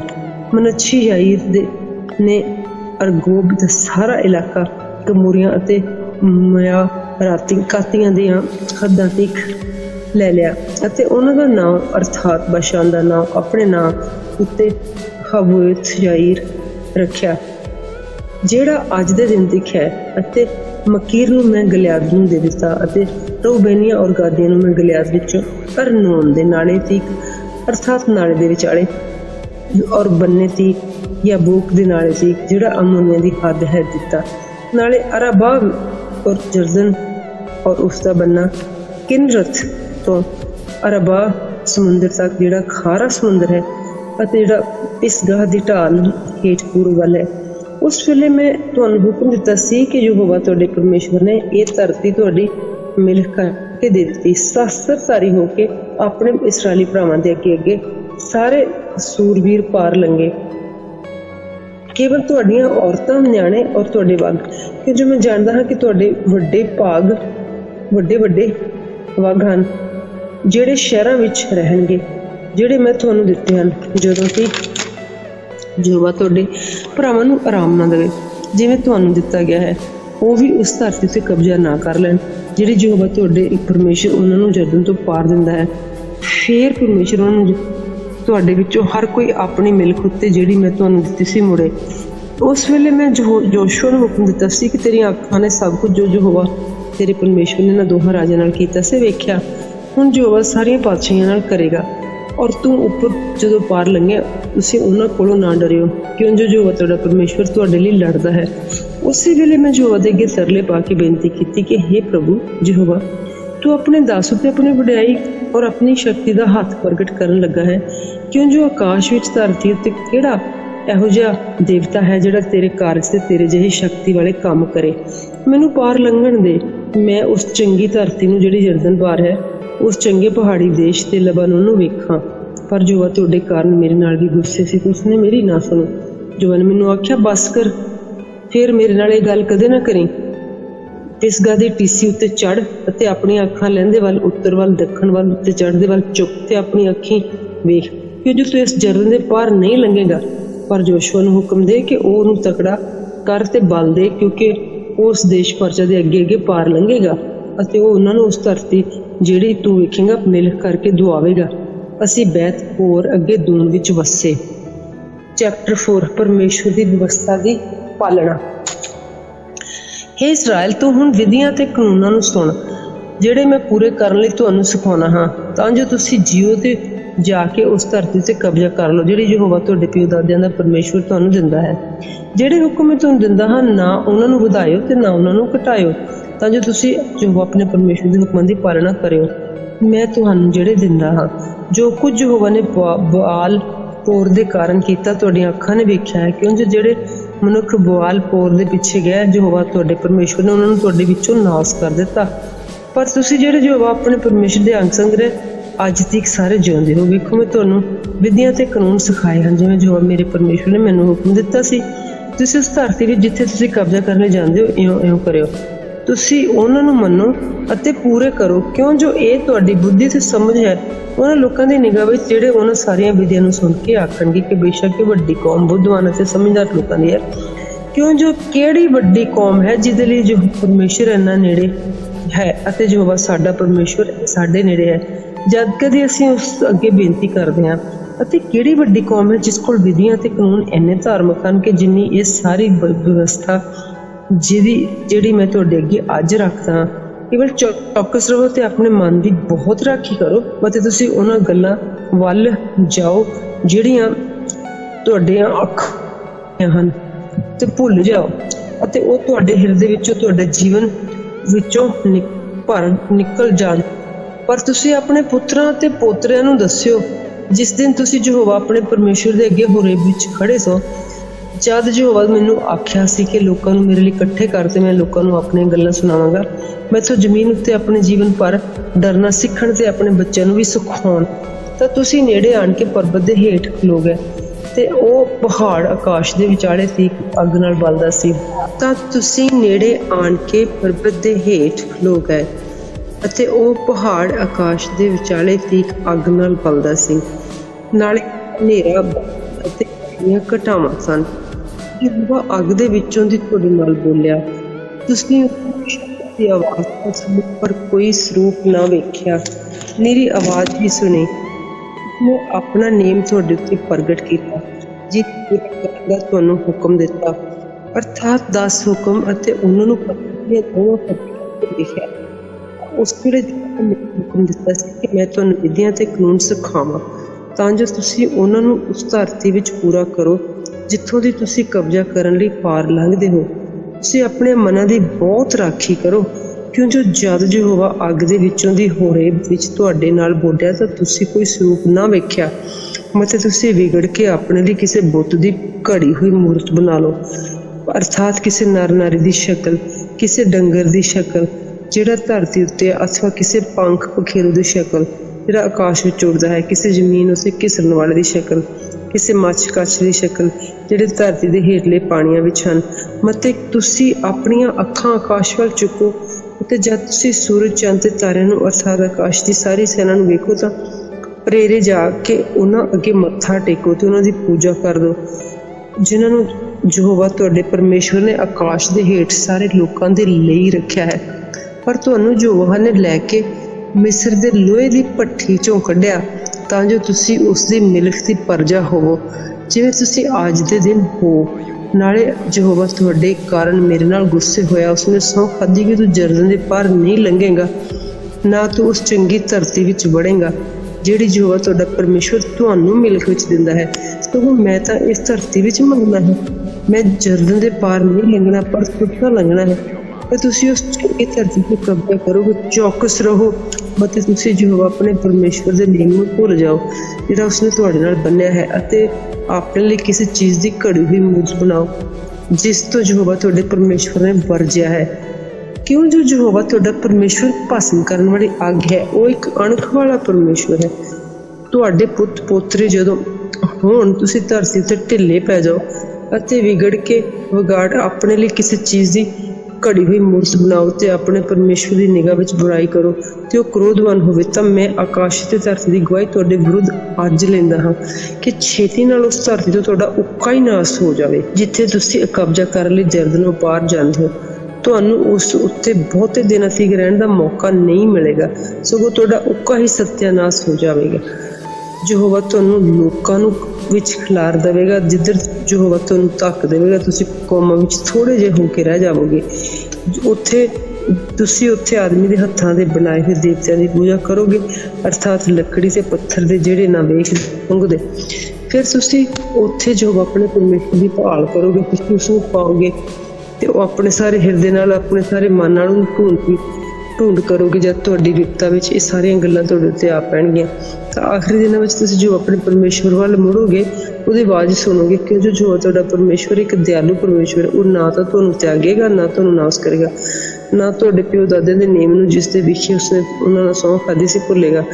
ਅਗਲੇ ਦਿਨਾਂ ਦੇ ਵਿਖੇ ਜਿਹੜੇ ਤੁਹਾਡੇ ਤੋਂ ਅੱਗੇ ਹਨ, ਅਰਥਾਤ ਉਸ ਦਿਨ ਤੋਂ ਜਦ ਪਰਮੇਸ਼ਰ ਨੇ ਆਦਮੀ ਨੂੰ ਧਰਤੀ ਉੱਤੇ ਬਣਾਇਆ, ਆਕਾਸ਼ ਦੇ ਇੱਕ ਸਿਰੇ ਤੋਂ ਦੂਜੇ ਸਿਰੇ ਤੇ ਇੱਕ ਪੁੱਛੋ ਅਜਿਹੀ ਵੱਡੀ ਗੱਲ ਕਦੀ ਹੋਈ ਅਥਵਾ ਸੁਣੀ ਗਈ ਕਿ ਕਿਸੇ ਪਰਜਾ ਨੇ ਪਰਮੇਸ਼ਰ ਦੀ ਆਵਾਜ਼ ਅੱਗ ਦੇ ਵਿੱਚੋਂ ਦੀ ਬੋਲਦੀ ਸੁਣੀ ਜਿੱਦਾਂ ਤੁਸੀਂ ਸੁਣੀ ਅਤੇ ਜਿਉਂਦੀ ਰਹੀ, ਅਥਵਾ ਪਰਮੇਸ਼ਰ ਨੇ ਕਦੀ ਪ੍ਰਯੋਜਨ ਕੀਤਾ ਕਿ ਜਾ ਕੇ ਆਪਣੇ ਲਈ ਇੱਕ ਕੌਮ ਨੂੰ ਦੂਜੀ ਕੌਮ ਦੇ ਵਿੱਚੋਂ ਪ੍ਰਤਿਆਵਿਆਂ, ਨਿਸ਼ਾਨਾ, ਆਚਰਜ ਕੰਮਾਂ, ਲੜਾਈਆਂ, ਸ਼ਕਤੀ ਵਾਲੇ ਹੱਥੀਂ ਪਸਾਰੀ ਹੋਈ ਬਾਂਹ ਅਤੇ ਵੱਡੇ ਵੱਡੇ ਡਰਾਵਿਆਂ ਨਾਲ ਲਿਆ ਹੋਵੇ, ਜਿਵੇਂ ਯਹੋਵਾ ਤੁਹਾਡੇ ਪਰਮੇਸ਼ਰ ਨੇ ਮਿਸਰ ਵਿੱਚ ਤੁਹਾਡੇ ਵੇਖਦਿਆਂ ਤੁਹਾਡੇ ਲਈ ਕੀਤਾ। ਹੁਣ ਤੁਸੀਂ ਵੇਖਿਆ ਤਾਂ ਜੋ ਉਹ ਤੁਸੀਂ ਜਾਣੋ ਵੀ ਯਹੋਵਾ ਉਹੀ ਪਰਮੇਸ਼ਰ ਹੈ, ਉਸ ਜਿਸ ਦੇ ਬਿਨਾਂ ਕੋਈ ਹੋਰ ਹੈ ਨਹੀਂ। ਆਕਾਸ਼ ਤੋਂ ਜਿਸ ਉਸਨੇ ਆਪਣੀ ਆਵਾਜ਼ ਤੁਹਾਨੂੰ ਸੁਣਾਈ ਤਾਂ ਜੋ ਤੁਹਾਨੂੰ ਸਿੱਖਿਆ ਦੇਵੇ, ਅਤੇ ਧਰਤੀ ਉੱਤੇ ਆਪਣੀ ਵੱਡੀ ਅੱਗ ਤੁਹਾਡੇ ਲਈ ਉੱਤੇ ਪ੍ਰਗਟ ਕੀਤੀ, ਅਤੇ ਤੁਸੀਂ ਉਸ ਦੇ ਸ਼ਬਦ ਅੱਗ ਦੇ ਵਿੱਚੋਂ ਦੀ ਸੁਣੇ, ਇਸ ਲਈ ਕਿ ਉਸਨੇ ਤੁਹਾਡੇ ਪਿਓ ਦਾਦੇ ਨਾਲ ਪ੍ਰੀਤ ਰੱਖੀ। ਉਸਨੇ ਉਹਨਾਂ ਦੇ ਪਿੱਛੋਂ ਉਹਨਾਂ ਦੀ ਅੰਸ਼ ਨੂੰ ਚੁਣਿਆ ਅਤੇ ਤੁਹਾਨੂੰ ਮਿਸਰ ਤੋਂ ਆਪਣੀ ਹਜ਼ੂਰੀ ਨਾਲ ਆਪਣੀ ਵੱਡੀ ਸ਼ਕਤੀ ਨਾਲ ਕੱਢ ਲਿਆਂਦਾ, ਤਾਂ ਜੋ ਤੁਹਾਡੇ ਉੱਤੇ ਤੁਹਾਡੇ ਅੱਗੋਂ ਤੁਹਾਡੀਆਂ ਵੱਡੀਆਂ ਬਲਵੰਤ ਕੌਮਾਂ ਨੂੰ ਕੱਢੇ ਵੱਡੇ ਵਿੱਚੋਂ ਵੀ ਤੁਹਾਨੂੰ ਅੰਦਰ ਲਿਆਵੇ ਤੇ ਉਹਨਾਂ ਦੀ ਧਰਤੀ ਵੀ ਮਿਲਕ ਵਿੱਚ ਤੁਹਾਨੂੰ ਦਵੇ। ਅੱਜ ਦੇ ਦਿਨ ਉਹ ਕਰਦਾ ਹੈ। ਇਸ ਦਿਨ ਨੂੰ ਜਾਣੋ ਤੇ ਆਪਣੇ ਹਿਰਦੇ ਵਿੱਚ ਰੱਖੋ ਵੀ ਯਹੋਵਾ ਹੀ ਤੁਹਾਡੇ ਉੱਤੇ ਆਕਾਸ਼ ਵਿੱਚ ਤੇ ਹੇਠਾਂ ਧਰਤੀ ਉੱਤੇ ਪਰਮੇਸ਼ਰ ਹੈ, ਕੋਈ ਹੋਰ ਹੈ ਨਹੀਂ। ਤੁਸੀਂ ਉਸ ਦੀਆਂ ਵਿਧੀਆਂ ਦੀ ਤੇ ਹੁਕਮਾਂ ਦੀ ਪਾਲਣਾ ਕਰੋ ਜਿਹੜੇ ਮੈਂ ਅੱਜ ਤੁਹਾਨੂੰ ਦਿੰਦਾ ਹਾਂ, ਤਾਂ ਜੋ ਤੁਹਾਡਾ ਤੇ ਤੁਹਾਡੇ ਪਿੱਛੋਂ ਤੁਹਾਡੇ ਬੱਚਿਆਂ ਦਾ ਭਲਾ ਹੋਵੇ, ਅਤੇ ਤੁਸੀਂ ਜ਼ਮੀਨ ਉੱਤੇ ਜਿਸ ਆਪਣੇ ਦਿਲ ਲੰਮੇ ਕਰੋ ਜਿਹੜੀ ਯਹੋਵਾ ਤੁਹਾਡਾ ਪਰਮੇਸ਼ਰ ਤੁਹਾਨੂੰ ਸਦਾ ਲਈ ਦਿੰਦਾ ਹੈ। ਤਾਂ ਮੂਸਾ ਨੇ ਜਰਦਨ ਦੇ ਪਾਰ ਚੜ੍ਹਦੇ ਵਾਲੇ ਪਾਸੇ ਜਾ ਕੇ 3 ਸ਼ਹਿਰ ਵੱਖਰੇ ਕੀਤੇ ਤਾਂ ਜੋ ਉੱਥੇ ਖੂਨੀ ਨੱਠ ਜਾਵੇ ਜਿਸਨੇ ਆਪਣੇ ਗੁਆਂਢੀ ਨੂੰ ਮਿਸਰ ਭੋਲੇ ਮਾਰ ਦਿੱਤਾ ਹੋਵੇ, ਅਤੇ ਉਸ ਦੇ ਨਾਲ ਪਿਛਲੇ ਦਿਨਾਂ ਵਿੱਚ ਉਸ ਦਾ ਵੈਰ ਨਹੀਂ ਸੀ, ਤੇ ਉਹਨਾਂ ਸ਼ਹਿਰਾਂ ਵਿੱਚੋਂ ਇੱਕ ਵਿੱਚ ਨੱਠ ਜਾਵੇ ਅਤੇ ਜਿਉਂਦਾ ਰਹੇ। ਅਰਥਾਤ ਰੂਬੇਨੀਆਂ ਲਈ ਉਜਾੜ ਵਿੱਚ ਉੱਚੇ ਮੈਦਾਨ ਦੇ ਉੱਤੇ ਬਸਰ ਅਤੇ ਗਾਦੀਆਂ ਲਈ, ਗਲਿਆਦ ਵਿੱਚੋਂ ਰਮੋਥ ਅਤੇ ਮਨੱਸ਼ਿਆਂ ਲਈ, ਬਸ਼ਾਨ ਵਿੱਚ ਗੋਲਾਨ ਅਤੇ ਵਿਵਸਥਾ ਜਿਹੜੀ ਮੂਸਾ ਨੇ ਇਸਰਾਏਲੀਆਂ ਲਈ ਅੱਗੇ ਰੱਖੀ। ਇਹ ਉਹ ਸਾਖੀਆਂ, ਵਿਧੀਆਂ ਤੇ ਕਾਨੂੰਨ ਹਨ ਜਿਹੜੇ ਮੂਸਾ ਇਸਰਾਏਲੀਆਂ ਨੇ ਜਦੋਂ ਮਿਸਰ ਤੋਂ ਨਿਕਲੇ ਜਰਦਨ ਪਾਰ ਵਸਤੇ, ਜਿਹੜੀ ਬੈਤ ਪੋਰ ਅੱਗੇ ਸੀਹੋਨ ਅਮੋਰੀਆਂ ਦੇ ਰਾਜੇ ਦੇ ਦੇਸ਼ ਵਿੱਚ ਸੀ। ਉਹ ਅਬਸ਼ੋਨ ਵਿੱਚ ਵਸਦਾ ਸੀ, ਜਿਸਨੂੰ ਇਸ ਅਤੇ ਇਸਰਾਏਲੀਆਂ ਨੇ ਜਦ ਉਹ ਮਿਸਰ ਨਿਕਲੇ ਸਨ ਮਾਰਿਆ, ਤੇ ਉਹਨਾਂ ਨੇ ਉਸ ਦੇ ਦੇਸ਼ ਉੱਤੇ ਕਬਜ਼ਾ ਕਰ ਲਿਆ। ਨਾਲੇ ਬਸ਼ਾਨ ਦੇ ਰਾਜੇ ਉਸ ਓਗ ਦੇ ਦੇਸ਼ ਉੱਤੇ ਵੀ, ਇਹ ਅਮੋਰੀਆਂ ਦੇ ਦੋਨੋਂ ਰਾਜੇ ਸਨ, ਅਤੇ ਉਹ ਜਰਦਨ ਪਾਰ ਚੜ੍ਹਦੇ ਪਾਸੇ ਵਸਦੇ ਹਨ। ਅਰੋਏਰ ਤੋਂ ਜਿਹੜਾ ਅਰਨੋਨ ਦੇ ਨਾਲੇ ਦੇ ਬੰਨੇ ਉੱਤੇ ਹੈ, ਸੀਹੋਨ ਪਰਬਤ ਤੇ ਇੱਕ ਜਿਹੜਾ ਹਰਮੋਨ ਵੀ ਹੈ, ਅਤੇ ਸਾਰਾ ਅਰਬਾ ਜਰਦਨ ਤੋਂ ਪਾਰ ਪੂਰਬ ਵੱਲ ਅਰਥਾਤ ਅਰਬਾ ਦੇ ਸਮੁੰਦਰ ਤੇ ਇੱਕ ਜਿਹੜਾ ਪਿਸਗਾ ਦੀ ਢਾਲ ਹੇਠ ਹੈ, ਉਹਨਾਂ ਨੇ ਕਬਜ਼ਾ ਕਰ ਲਿਆ। 10 ਹੁਕਮਾਂ ਵਿੱਚ ਰਹਿਸਨਾਮਾ ਚੈਪਟਰ 5। ਮੂਸਾ ਨੇ ਸਾਰੇ ਇਸਰਾਏਲ ਨੂੰ ਬੁਲਾ ਕੇ ਆਖਿਆ, ਇਹ ਇਸਰਾਏਲ, ਇਹਨਾਂ ਵਿਧੀਆਂ ਤੇ ਕਾਨੂੰਨਾਂ ਨੂੰ ਸੁਣੋ ਜਿਹੜੇ ਮੈਂ ਅੱਜ ਤੁਹਾਡੇ ਕੰਨਾਂ ਵਿੱਚ ਪਾਉਂਦਾ ਹਾਂ। ਇਹਨਾਂ ਨੂੰ ਸਿੱਖੋ ਤੇ ਇਹਨਾਂ ਨੂੰ ਪੂਰਾ ਕਰਨ ਲਈ ਮੰਨੋ। ਯਹੋਵਾ ਸਾਡੇ ਪਰਮੇਸ਼ਰ ਨੇ ਇਹ ਹੇਰੋਬ ਵਿੱਚ ਸਾਡੇ ਨਾਲ ਨੇਮ ਬੰਨਿਆ। ਯਹੋਵਾ ਨੇ ਇਹ ਹੋਮ ਸਾਡੇ ਪਿਓ ਦਾਦਿਆਂ ਨਾਲ ਨਹੀਂ ਬੰਨਿਆ, ਸਗੋਂ ਸਾਡੇ ਨਾਲ, ਹਾਂ ਸਾਡੇ ਨਾਲ ਅੱਜ ਜਿਹੜੇ ਅੱਜ ਦੇ ਦਿਨ ਇੱਥੇ ਜਿਉਂਦੇ ਹਾਂ।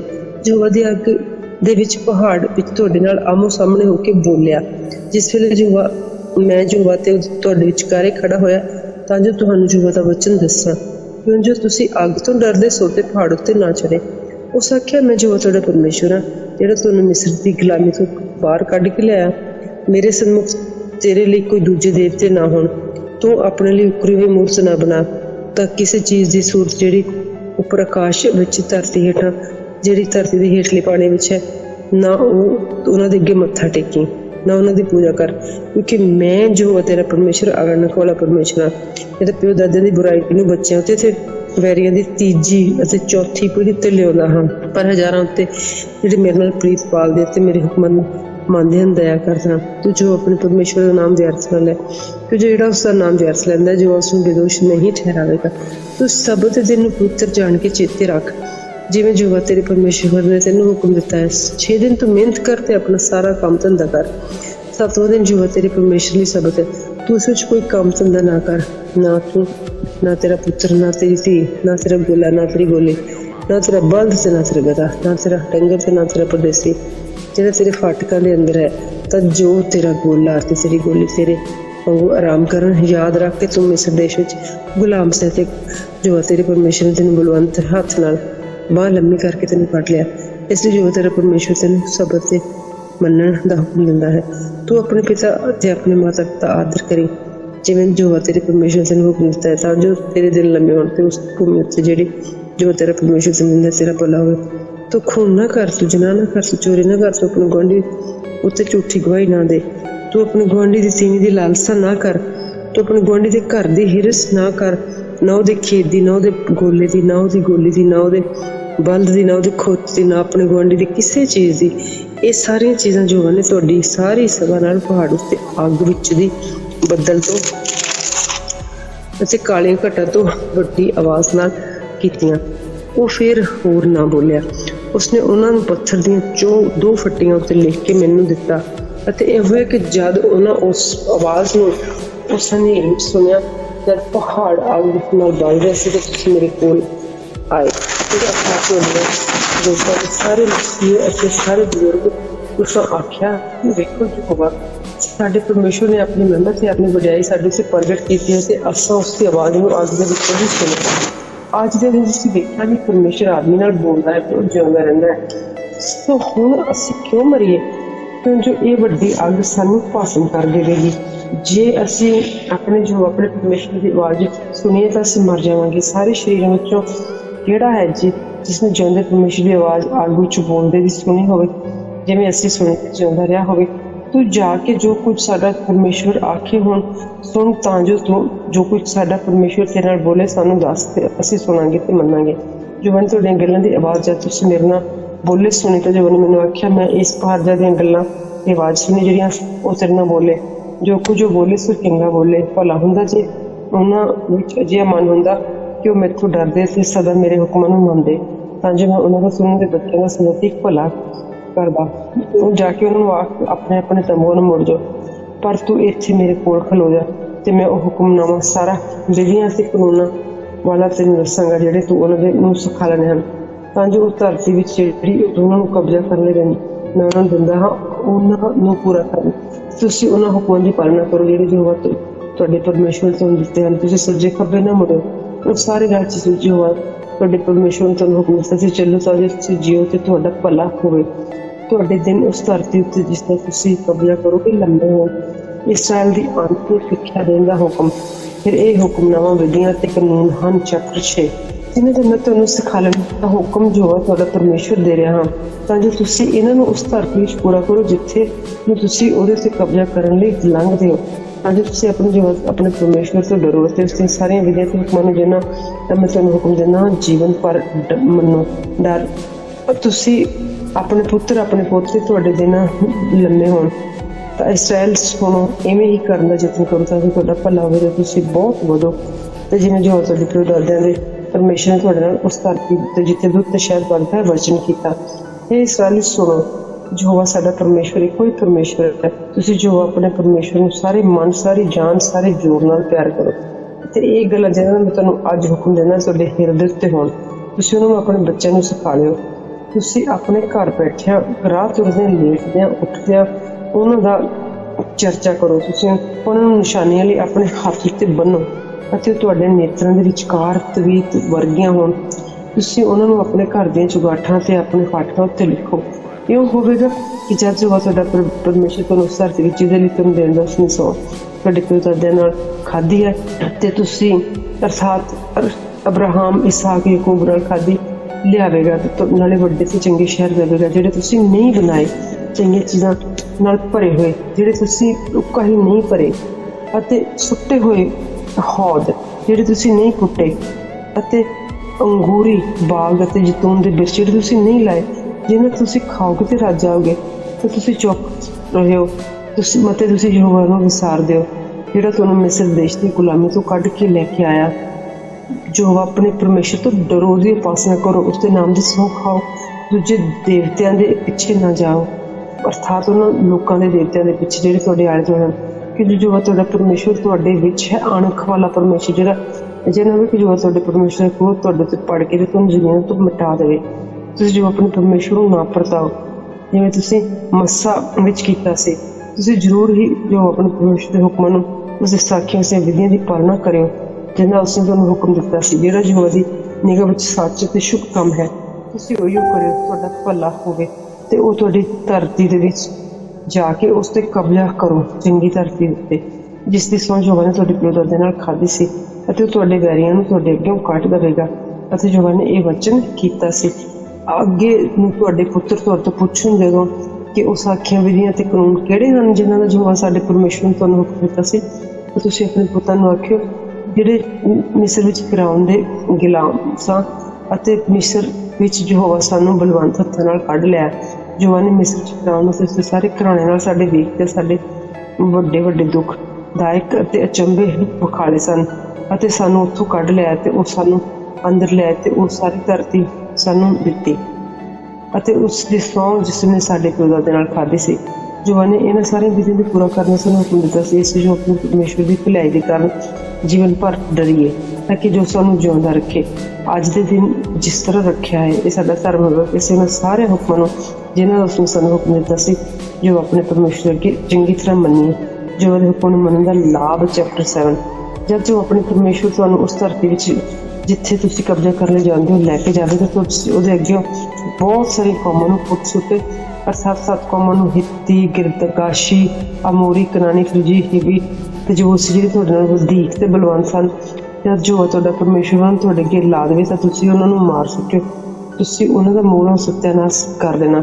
ਨਾ ਤੁਸੀਂ ਉਹਨਾਂ ਨਾਲ ਨੇਮ ਬੰਨਣਾ, ਨਾ ਉਹਨਾਂ ਤੇ ਤਰਸ ਖਾਣਾ, ਨਾ ਉਹਨਾਂ ਨਾਲ ਵਿਆਹ ਕਰਨਾ, ਨਾ ਹੀ ਉਹਨਾਂ ਦੇ ਪੁੱਤਰ ਨੂੰ ਆਪਣੀ ਧੀ ਦੇਣੀ, ਨਾ ਹੀ ਕੋਈ ਆਪਣੇ ਪੁੱਤਰ ਲਈ ਉਹਨਾਂ ਦੀ ਧੀ ਲੈਣੀ। ਕਿਉਂ ਜੋ ਉਹ ਤੁਹਾਡੇ ਪੁੱਤਰਾਂ ਨੂੰ ਮੇਰੇ ਪਿੱਛੇ ਚੱਲਣ ਤੋਂ ਹਟਾ ਦੇਣਗੀਆਂ, ਤਾਂ ਉਹ ਹੋਰਨ ਦੇਵਤਿਆਂ ਦੀ ਪੂਜਾ ਕਰਨ ਤੇ ਹੋਵੇਗਾ, ਕ੍ਰੋਧ ਤੁਹਾਡੇ ਉੱਤੇ ਭੜਕੇਗਾ, ਉਹ ਤੁਹਾਨੂੰ ਝਟਪਟ ਨਾਸ਼ ਕਰ ਦੇਵੇ। ਪਰ ਤੁਸੀਂ ਉਹਨਾਂ ਨਾਲ ਇਉਂ ਕਰਿਓ ਕਿ ਉਹਨਾਂ ਦੇ ਜਗਵੇਦੀਆਂ ਨੂੰ ਢਾਹ ਸੁੱਟੋ, ਉਹਨਾਂ ਦੇ ਥੰਮਾਂ ਨੂੰ ਚੂਰ-ਚੂਰ ਕਰ ਦਿਓ, ਉਹਨਾਂ ਦੇ ਟੁੰਡਾਂ ਨੂੰ ਵੱਢ ਸੁੱਟੋ ਤੇ ਉਹਨਾਂ ਦੀਆਂ ਉਕਰੀਆਂ ਹੋਈਆਂ ਮੂਰਤਾਂ ਨੂੰ ਅੱਗ ਵਿੱਚ ਸਾੜ ਦਿਓ। ਕਿਉਂਕਿ ਯਹੋਵਾ ਆਪਣੇ ਪਰਮੇਸ਼ਵਰ ਲਈ ਕਿ ਤੁਸੀਂ ਪਵਿੱਤਰ ਕਰ ਜਾਓ।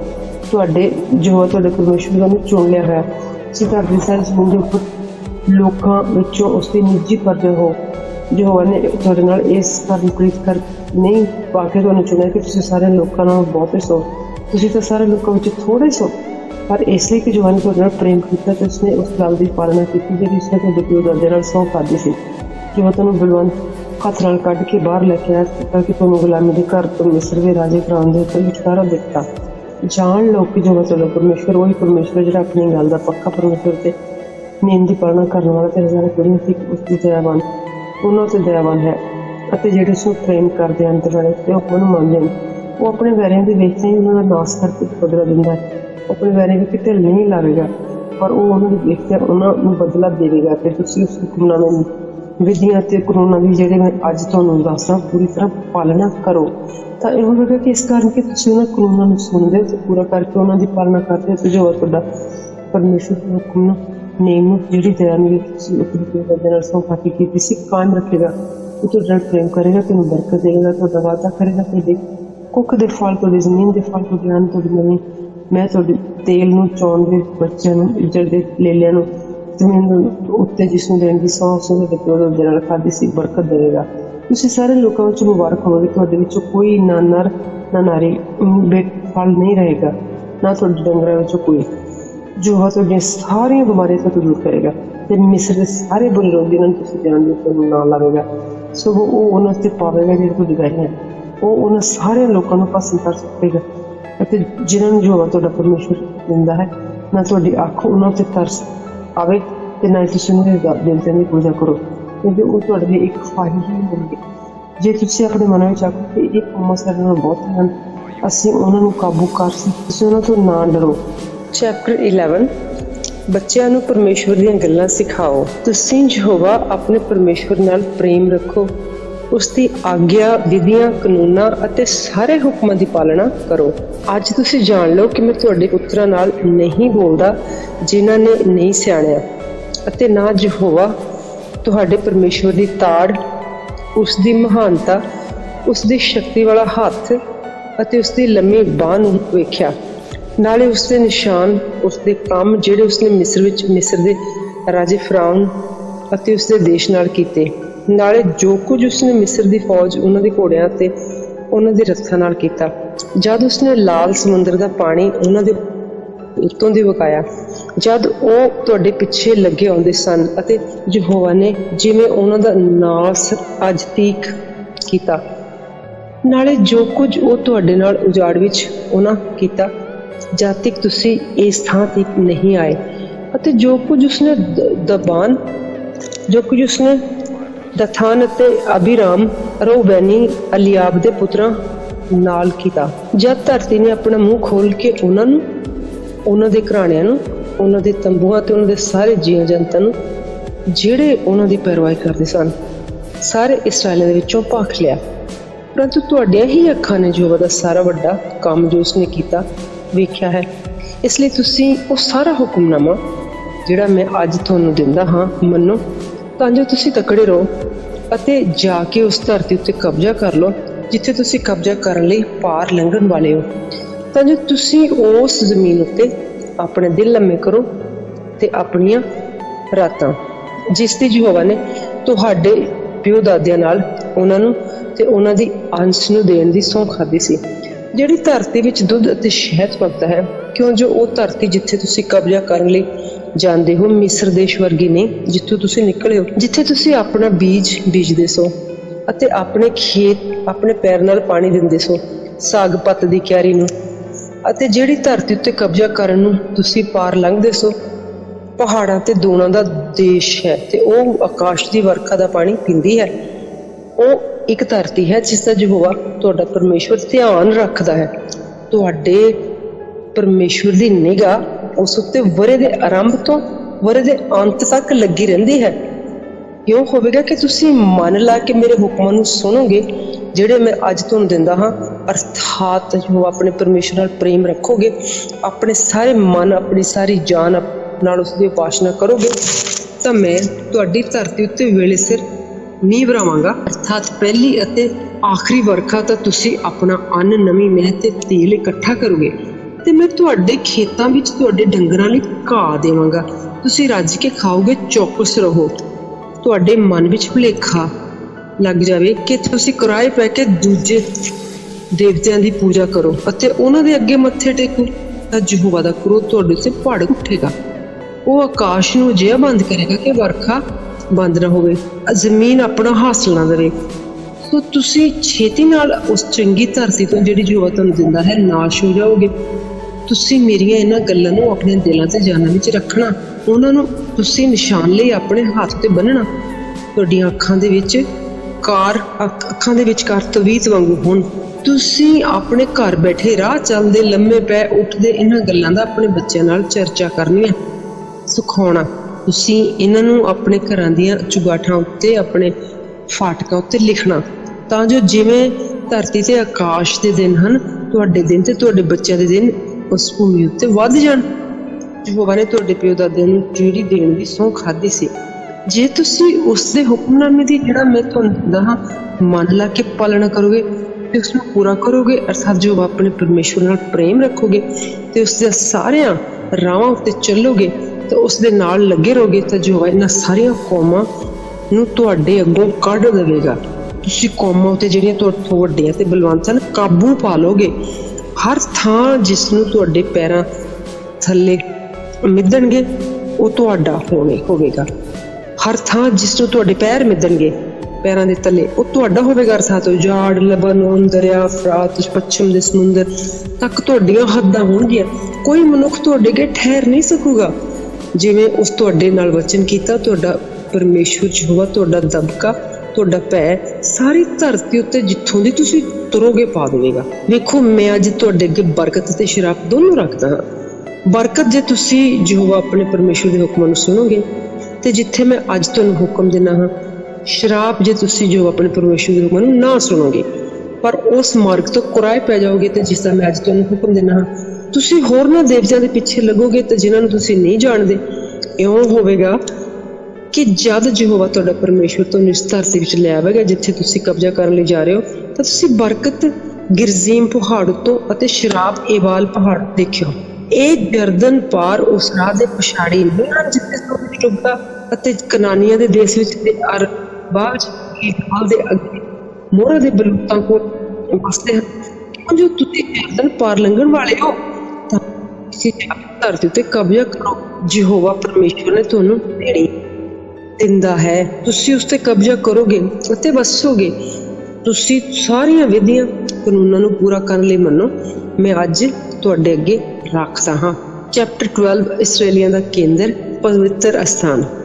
ਇਹ ਉਹ ਸਾਰੀਆਂ ਵਿਧੀਆਂ ਅਤੇ ਕਾਨੂੰਨ ਹਨ ਜਿਨ੍ਹਾਂ ਨੂੰ ਤੁਸੀਂ ਆਪਣੇ ਦਿਨ ਸਾਰੇ ਦਿਨ ਜਿੰਨਾ ਵੀ ਤੁਸੀਂ ਜਿਉਂਦੇ ਰਹੋਗੇ ਉਸ ਧਰਤੀ ਤੇ ਪੂਰਾ ਕਰਨਾ ਹੈ ਜਿਹੜੀ ਤੁਹਾਡੇ ਪਿਓ ਦਾਦਿਆਂ ਦੇ ਪਰਮੇਸ਼ਵਰ ਨੇ ਤੁਹਾਨੂੰ ਕਬਜ਼ਾ ਕਰਨ ਲਈ ਦਿੱਤੀ ਹੈ। ਉਹਨਾਂ ਸਾਰੇ ਅਸਥਾਨਾਂ ਦਾ ਜਿੱਥੇ ਪਰਾਈਆਂ ਕੌਮਾਂ ਜਿਨ੍ਹਾਂ ਨੂੰ ਤੁਸੀਂ ਕੱਢਣਾ ਹੈ, ਆਪਣੇ ਦੇਵਤਿਆਂ ਦੀ ਉੱਚੇ ਪਹਾੜਾਂ ਉੱਤੇ ਟਿੱਲਿਆਂ ਉੱਤੇ ਹਰ ਉੱਚੇ ਹਰੇ ਰੁੱਖ ਹੇਠ ਪੂਜਾ ਕਰਦੀਆਂ ਹਨ। ਉੱਕਾ ਨਹੀਂ ਕੱਖ ਰਹਿਣ ਦੇਣਾ, ਉਹਨਾਂ ਦੀਆਂ ਜਗਵੇਦੀਆਂ ਨੂੰ ਢਾਹ ਸੁੱਟਣਾ ਹੈ, ਉਹਨਾਂ ਦੇ ਥੰਮਾਂ ਨੂੰ ਚੂਰ ਚੂਰ ਕਰ ਦੇਣਾ ਹੈ, ਉਹਨਾਂ ਦੇ ਟੁੰਡਾਂ ਨੂੰ ਅੱਗ ਵਿੱਚ ਸਾੜ ਸੁੱਟਣਾ ਹੈ, ਉਹਨਾਂ ਦੇ ਦੇਵਤਿਆਂ ਦੀਆਂ ਉਕਰੀਆਂ ਹੋਈਆਂ ਮੂਰਤਾਂ ਨੂੰ ਤੋੜ ਫੋੜ ਸੁੱਟਣਾ ਹੈ, ਉਹਨਾਂ ਦਾ ਨਾਮ ਜਗ੍ਹਾ ਤੋਂ ਕੱਢ ਦੇਣਾ। ਇਉਂ ਤੁਸੀਂ ਜੋ ਆਪਣੇ ਪਰਮੇਸ਼ਰ ਨਾਲ ਕਰਿਓ ਵੀ ਉਸ ਸਥਾਨ ਨੂੰ ਜਿਹੜਾ ਜੋ ਤੁਹਾਡਾ ਪਰਮੇਸ਼ਵਰ ਤੁਹਾਡੇ ਸਾਰੇ ਗੋਤਾਂ ਵਿੱਚੋਂ ਚੁਣੇਗਾ ਕਿ ਤੁਸੀਂ ਉਹ ਉੱਥੇ ਆਪਣਾ ਨਾਮ ਰੱਖੇ, ਅਰਥਾਤ ਉਸ ਦਾ ਪਹਿਰਾ ਉਸ ਦਾ ਡੇਰਾ ਤੁਸੀਂ ਲੱਭੋ ਤੇ ਤੁਸੀਂ ਉੱਥੇ ਜਾਇਆ ਕਰੋ।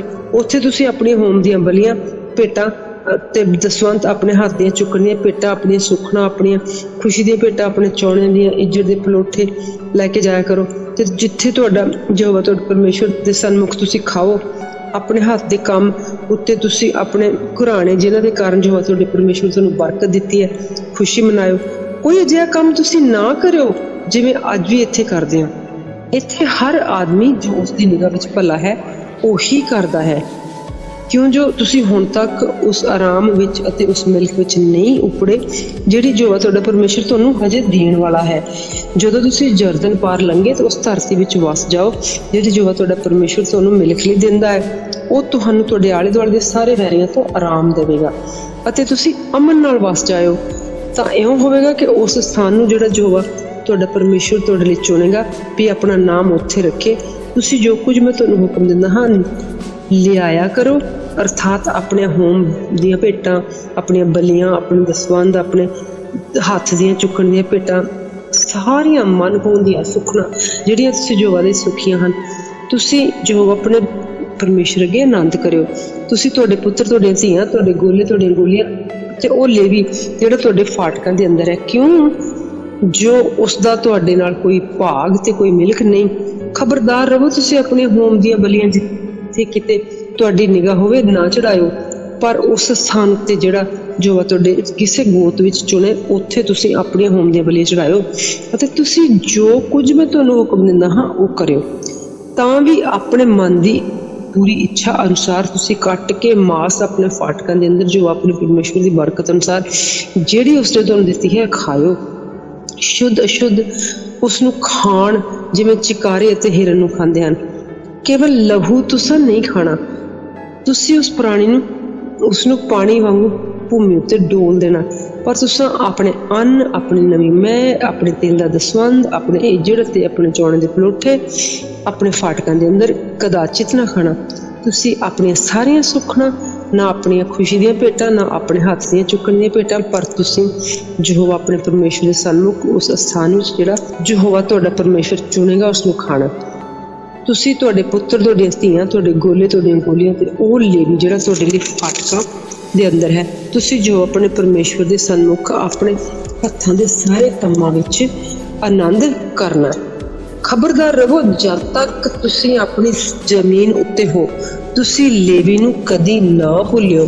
ਤੁਹਾਡਾ ਯਹੋਵਾ ਤੁਹਾਡਾ ਪਰਮੇਸ਼ਵਰ ਤੁਹਾਡੀਆਂ ਇੱਟਾਂ, ਤੁਹਾਡੀਆਂ ਹੱਦਾਂ ਨੂੰ ਵਧਾ ਦੇਵੇਗਾ ਜਿਵੇਂ ਤੁਹਾਡੇ ਨਾਲ ਵਚਨ ਕੀਤਾ। ਤੁਸੀਂ ਆਖੋਗੇ ਕਿ ਅਸੀਂ ਮਾਸ ਖਾਈਏ, ਕਿਉਂ ਜੋ ਤੁਹਾਡਾ ਜੀ ਮਾਸ ਖਾਣ ਨੂੰ ਲੋਚਦਾ ਤਾਂ ਤੁਸੀਂ ਆਪਣੇ ਜੀ ਦੀ ਇੱਛਾ ਅਨੁਸਾਰ ਮਾਸ ਖਾਓਗੇ।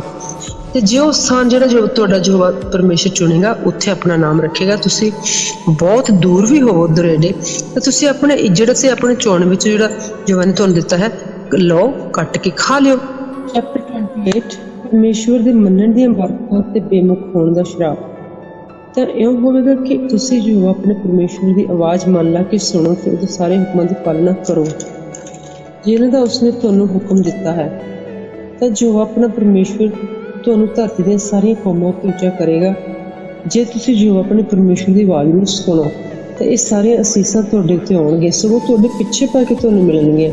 ਮੁਬਾਰਕ ਹੋਵੇਗੀ ਤੁਸੀਂ ਸ਼ਹਿਰ ਵਿੱਚ, ਮੁਬਾਰਕ ਹੋਵੇਗੀ ਤੁਸੀਂ ਖੇਤ ਵਿੱਚ, ਮੁਬਾਰਕ ਹੋਵੇਗਾ ਤੁਹਾਡੇ ਸਰੀਰ ਦਾ ਫਲ, ਮੁਬਾਰਕ ਹੋਵੇਗਾ ਤੁਹਾਡੀ ਜ਼ਮੀਨ ਦਾ ਫਲ, ਤੁਹਾਡੇ ਡੰਗਰਾਂ ਦਾ ਫਲ, ਤੁਹਾਡੇ ਚੌਣੇ ਦਾ ਵਾਧਾ, ਤੁਹਾਡੇ ਇੱਜੜ ਦੇ ਬੱਚੇ। ਮੁਬਾਰਕ ਹੋਵੇਗੀ ਤੁਹਾਡੀ ਖਾਰੀ, ਤੁਹਾਡਾ ਪ੍ਰਾਤੜਾ। ਮੁਬਾਰਕ ਹੋਵੇਗੇ ਤੁਸੀਂ ਆਪਣੇ ਅੰਦਰ ਆਉਣ ਵੇਲੇ, ਮੁਬਾਰਕ ਹੋਵੇਗੀ ਤੁਸੀਂ ਬਾਹਰ ਜਾਣ ਵੇਲੇ। ਜੋ ਤੁਹਾਡੇ ਵੈਰੀਆਂ ਨੂੰ ਤੁਹਾਡੇ ਵਿਰੁੱਧ ਜਿਹੜੇ ਉੱਠਦੇ ਹਨ ਤੁਹਾਡੇ ਅੱਗੋਂ ਮਰਵਾ ਸੁੱਟੇਗਾ। ਇੱਕ ਰਾਹ ਥਾਣੀ ਉਹ ਆਉਣਗੇ ਪਰ ਸੱਤੀ ਰਾਹੀਂ ਉਹ ਜਾਣਗੇ, ਤੁਹਾਡੇ ਤੋਂ ਨੱਠਣਗੇ। ਜੋ ਤੁਹਾਡੇ ਲਈ ਅਸੀਸ ਦੀ ਆਗਿਆ ਤੁਹਾਡੇ ਮੋਤੀ ਖਾਨਿਆਂ ਵਿੱਚ, ਤੁਹਾਡੇ ਹੱਥਾਂ ਦੇ ਸਾਰੇ ਕੰਮਾਂ ਵਿੱਚ ਦੇਵੇਗਾ। ਤੁਸੀਂ ਉਸ ਦੇਸ਼ ਨੂੰ ਅਸੀਸ ਦੇਵੇਗਾ ਜਿਹੜਾ ਤੁਹਾਡਾ ਪਰਮੇਸ਼ਰ ਤੁਹਾਨੂੰ ਦਿੰਦਾ ਹੈ, ਜਿਵੇਂ ਉਸਨੇ ਤੁਹਾਡੇ ਨਾਲ ਸਹੁੰ ਖਾਧੀ। ਜੋ ਤੁਹਾਡੇ ਲਈ ਇੱਕ ਪਵਿੱਤਰ ਪਰਜਾ ਕਰਕੇ ਕਾਇਮ ਕਰੇਗਾ। ਤੁਸੀਂ ਜੋ ਆਪਣੇ ਪਰਮੇਸ਼ਰ ਦੇ ਹੁਕਮਾਂ ਦੀ ਪਾਲਣਾ ਕਰੋ, ਉਸਦੇ ਮਾਰਗਾਂ ਉੱਤੇ ਚੱਲੋ, ਤਾਂ ਧਰਤੀ ਦੇ ਸਾਰੇ ਲੋਕ ਵੇਖਣਗੇ ਕਿ ਤੁਸੀਂ ਜੋ ਦੇ ਨਾਮ ਉੱਤੋਂ ਪੁਕਾਰੇ ਜਾਂਦੇ ਹੋ। ਉਹ ਤੁਹਾਡੇ ਤੋਂ ਡਰਨਗੇ। ਜੋ ਤੁਹਾਡੇ ਪਦਾਰਥਾਂ ਨੂੰ ਵਧਾਵੇਗਾ, ਅਰਥਾਤ ਤੁਹਾਡੇ ਸਰੀਰਾਂ ਦਾ ਫਲ, ਤੁਹਾਡੇ ਚੌਣੇ ਦਾ ਫਲ, ਤੁਹਾਡੀ ਜ਼ਮੀਨ ਦਾ ਫਲ, ਤੁਹਾਡੀ ਜ਼ਮੀਨ ਉੱਤੇ ਜਿਹਨੂੰ ਦੇਣ ਦੀ ਉਹਨੇ ਤੁਹਾਡੇ ਨਾਲ ਸਹੁੰ ਖਾਧੀ ਸੀ, ਤੁਹਾਡੇ ਪਿਓ ਦਾਦਿਆਂ ਨਾਲ, ਤੁਹਾਡੇ ਲਈ ਆਪਣਾ ਚੰਗਾ ਆਕਾਸ਼ ਰੂਪੀ ਭੰਡਾਰ ਖੋਲ੍ਹੇਗਾ। ਵੇਲੇ ਸਿਰ ਤੁਹਾਡੀ ਧਰਤੀ ਤੇ ਮੀਂਹ ਪਾਵੇਗਾ, ਤੁਹਾਡੇ ਹੱਥਾਂ ਦੇ ਸਾਰੇ ਕੰਮਾਂ ਉੱਤੇ ਬਰਕਤ ਦੇਵੇਗਾ। ਤੁਸੀਂ ਬਹੁਤੀਆਂ ਕੌਮਾਂ ਨੂੰ ਕਰਜ਼ ਦਿਓਗੇ ਪਰ ਤੁਸੀਂ ਆਪ ਕਰਜ਼ ਨਹੀਂ ਲਵੋਗੇ।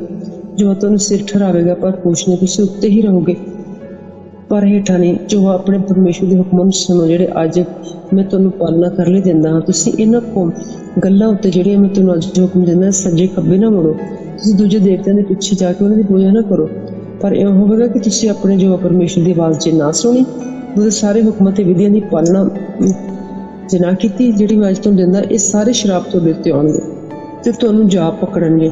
ਤੁਸੀਂ ਸ਼ਰਾਪੀ ਹੋਵੋਗੇ ਸ਼ਹਿਰ ਵਿੱਚ ਤੇ ਸ਼ਰਾਪੀ ਹੋਵੋਗੇ ਖੇਤ ਵਿੱਚ। ਸ਼ਰਾਪੀ ਹੋਵੇਗੀ ਤੁਹਾਡੀ ਖਾਰੀ, ਸ਼ਰਾਪਤ ਹੋਵੇਗਾ ਤੁਹਾਡਾ ਪ੍ਰਾਤੜਾ, ਸ਼ਰਾਪੀ ਹੋਵੇਗਾ ਤੁਹਾਡੇ ਸਰੀਰ ਦਾ ਫਲ, ਤੁਹਾਡੀ ਜ਼ਮੀਨ ਦਾ ਫਲ, ਤੁਹਾਡੇ ਚੌਣੇ ਦਾ ਵਾਧਾ, ਤੁਹਾਡੇ ਇੱਜੜ ਦੇ ਬੱਚੇ। ਸ਼ਰਾਪੀ ਹੋਵੇਗੀ ਤੁਸੀਂ ਅੰਦਰ ਆਉਣ ਵੇਲੇ, ਸ਼ਰਾਪੀ ਹੋਵੇਗੀ ਤੁਸੀਂ ਬਾਹਰ ਜਾਣ ਵੇਲੇ।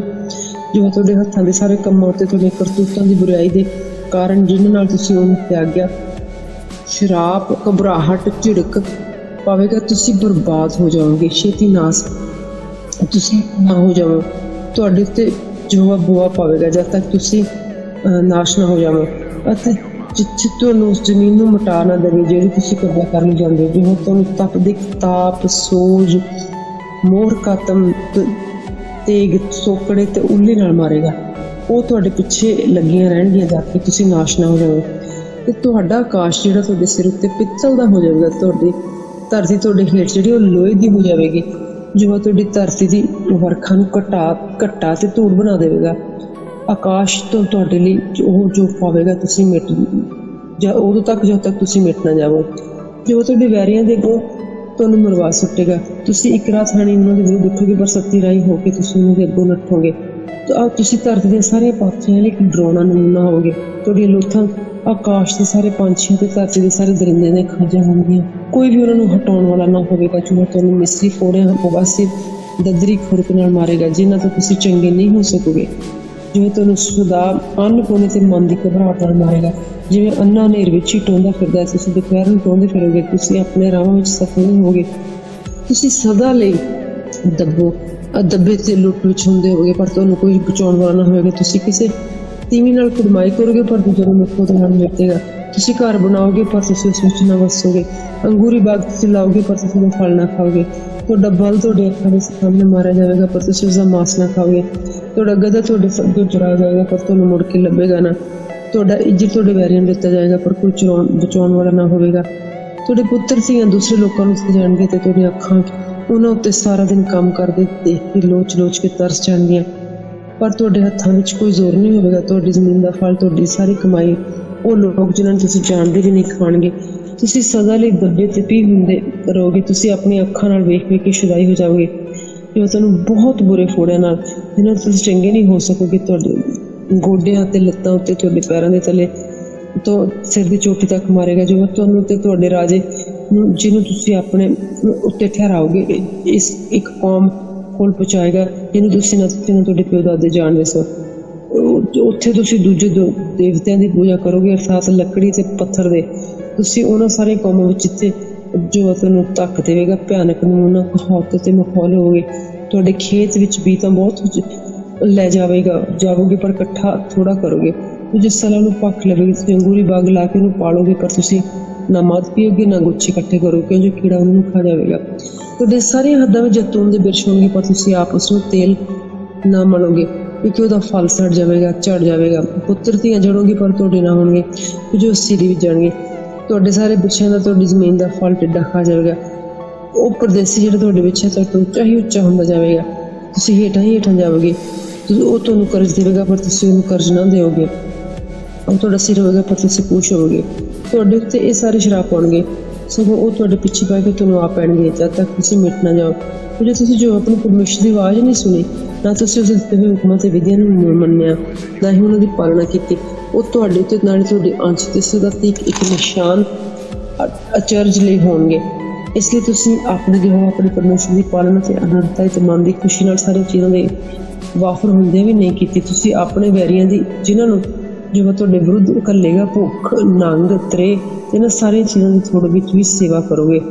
ਉਹ ਲੋਹੇ ਦਾ ਜੂਲਾ ਤੁਹਾਡੀ ਧੌਣ ਉੱਤੇ ਰੱਖਣਗੇ ਜਦ ਤੱਕ ਤੁਹਾਨੂੰ ਮਿਟਾ ਨਾ ਦੇਣ। ਜੋ ਤੁਹਾਡੇ ਪਰਮੇਸ਼ਰ ਦੇ ਵਿਰੁੱਧ ਦੂਰੋਂ ਅਰਥਾਤ ਧਰਤੀ ਦੇ ਕੰਢੇ ਤੋਂ ਜਿਵੇਂ ਉਕਾਬ ਉੱਡਦਾ ਹੈ, ਇਹ ਕੌਮ ਲੈ ਜਾਵੇਗਾ। ਉਹ ਕੌਮ ਜਿਸ ਦੀ ਬੋਲੀ ਤੁਸੀਂ ਨਹੀਂ ਸਮਝੋਗੇ, ਇੱਕ ਕੌਮ ਜਿਸ ਦਾ ਮੂੰਹ ਗੁੱਸੇ ਵਾਲਾ ਹੋਵੇਗਾ, ਜਿਹੜੀ ਨਾ ਬੁੱਢਿਆਂ ਦਾ ਆਦਰ ਕਰੇਗੀ ਨਾ ਜਵਾਨਾਂ ਤੇ ਦਇਆ ਕਰੇਗੀ, ਜਦ ਤੱਕ ਉਹ ਤੁਹਾਨੂੰ ਮਿਟਾ ਨਾ ਦੇਵੇ। ਤੁਹਾਡੇ ਡੰਗਰਾਂ ਦਾ ਫਲ ਤੁਹਾਡੀ ਜ਼ਮੀਨ ਦਾ ਫਲ ਖਾਵੇਗੀ। ਉਹ ਤੁਹਾਡੇ ਲਈ ਅੰਨ, ਨਵੀਂ ਮੈਹ, ਤੇਲ ਅਤੇ ਤੁਹਾਡੇ ਚੌਣੇ ਦਾ ਵਾਧਾ ਅਤੇ ਤੁਹਾਡੇ ਇੱਜ਼ਤ ਦੇ ਬੱਚੇ ਨਾ ਛੱਡੇਗੀ ਜਦ ਤੱਕ ਤੁਹਾਨੂੰ ਨਾਸ ਨਾ ਕਰ ਦੇਵੇ। ਉਹ ਤੁਹਾਨੂੰ ਤੁਹਾਡੇ ਸਾਰੇ ਫਾਟਕਾਂ ਵਿੱਚ ਘੇਰ ਲਵੇਗੀ ਜਦ ਤੱਕ ਤੁਹਾਡੇ ਉੱਚੀਆਂ ਤੇ ਗੜ੍ਹਾਂ ਵਾਲੀਆਂ ਕੰਧਾਂ, ਜਿਨ੍ਹਾਂ ਉੱਤੇ ਤੁਸੀਂ ਆਪਣੇ ਦੇਸ਼ ਵਿੱਚ ਨਿਸ਼ਚੈ ਕੀਤੀ ਬੈਠੇ ਸੋ, ਨਾ ਢਾਈਆਂ ਜਾਣ।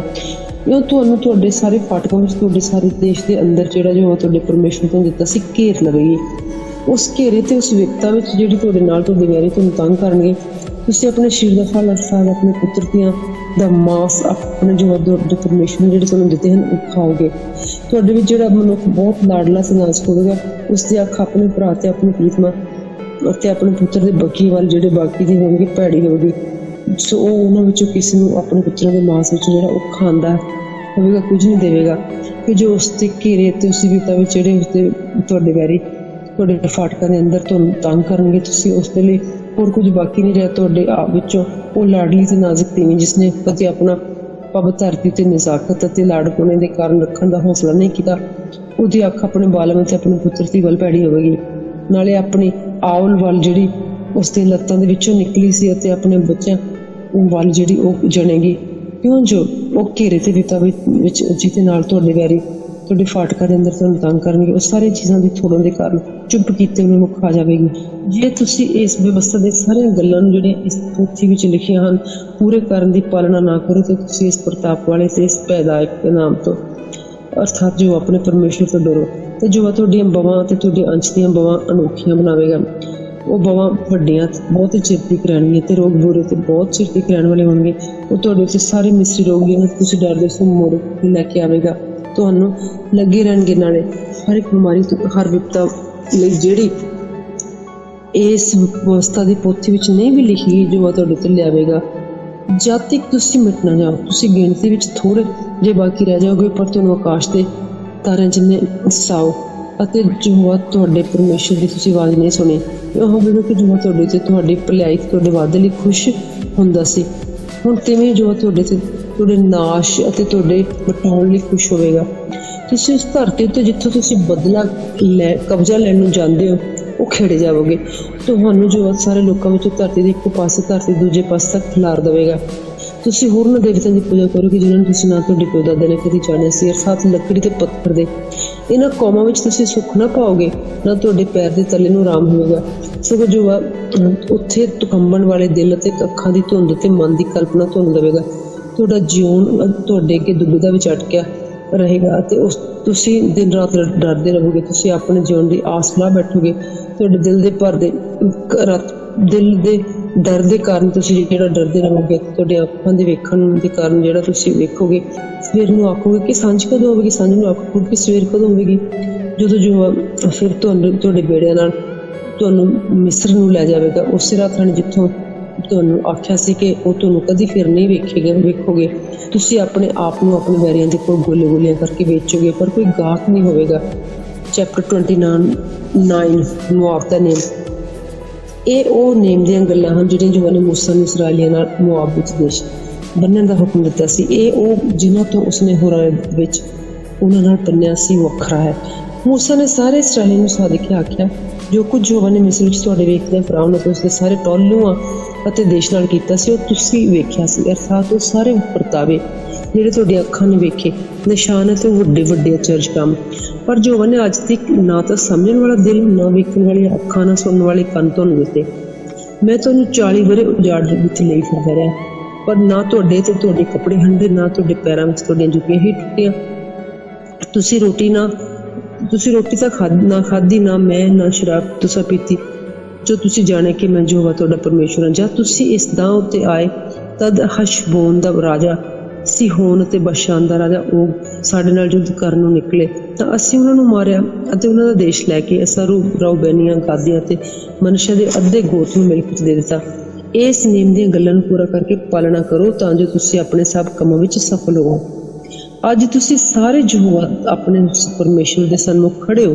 ਤੁਹਾਡੇ ਮੁਖੀਏ, ਤੁਹਾਡੇ ਗੋਤ, ਤੁਹਾਡੇ ਬਜ਼ੁਰਗ, ਤੁਹਾਡੇ ਅਹੁਦੇਦਾਰ, ਸਗੋਂ ਇਸਰਾਏਲ ਦੇ ਸਾਰੇ ਮਨੁੱਖ, ਤੁਹਾਡੇ ਨਿਆਣੇ, ਤੁਹਾਡੀਆਂ ਪਤਨੀਆਂ, ਤੁਹਾਡੇ ਪਰਦੇਸੀ ਤੁਹਾਡੇ ਡੇਰਿਆਂ ਵਿੱਚ ਹਨ, ਲੱਕੜਹਾਰੇ ਤੋਂ ਲੈ ਕੇ ਪਾਣੀ ਭਰਨ ਵਾਲੇ ਤੱਕ। ਤਾਂ ਤੁਸੀਂ ਜੋ ਆਪਣੇ ਪਰਮੇਸ਼ੁਰ ਦੇ ਸਹੁੰ ਖਾਣ ਵਾਲੇ ਨੇਮ ਵਿੱਚ ਜਿਹੜਾ ਯਹੋਵਾ ਤੁਹਾਡਾ ਪਰਮੇਸ਼ੁਰ ਅੱਜ ਦੇ ਦਿਨ ਤੱਕ ਤੁਹਾਡੇ ਨਾਲ ਬੰਦਾ ਹੈ, ਮਿਲ ਜਾਓ, ਬਈ ਤੁਹਾਨੂੰ ਅੱਜ ਦੇ ਦਿਨ ਤੋਂ ਆਪਣੀ ਪਰਜਾ ਕਰਨ ਵਾਲੇ ਕਰਕੇ ਕਾਇਮ ਕਰੇ। ਤੁਹਾਡੇ ਲਈ ਪਰਮੇਸ਼ੁਰ ਹੋਏ, ਜਿਸ ਤੁਹਾਡੇ ਨਾਲ ਵਚਨ ਕੀਤਾ ਸੀ, ਜਿਵੇਂ ਉਸ ਤੁਹਾਡੇ ਪਿਓ ਦਾਦੇ ਅਰਥਾਤ ਅਬਰਾਹਮ, ਇਸਾਕ, ਯਾਕੂਬ ਨਾਲ ਸਹੁੰ ਖਾਧੀ ਸੀ। ਨਾ ਕਿ ਤੁਹਾਡੇ ਨਾਲ, ਬਲਕਿ ਇਹ ਸਹੁੰ ਨੇਮ ਬਣ ਰਿਹਾ ਹਾਂ ਮੈਂ, ਸਗੋਂ ਉਸ ਨਾਲ ਵੀ ਜਿਹੜਾ ਅੱਜ ਇੱਥੇ ਸਾਡੇ ਨਾਲ ਯਹੋਵਾ ਸਾਡੇ ਪਰਮੇਸ਼ੁਰ ਦੇ ਸਮੁਖ ਖਲੋਤਾ ਹੈ, ਉਸ ਨਾਲ ਵੀ ਜਿਹੜਾ ਅੱਜ ਇੱਥੇ ਸਾਡੇ ਯਹੋਵਾ ਦੇ ਨਾਲ ਨਹੀਂ ਹੈ।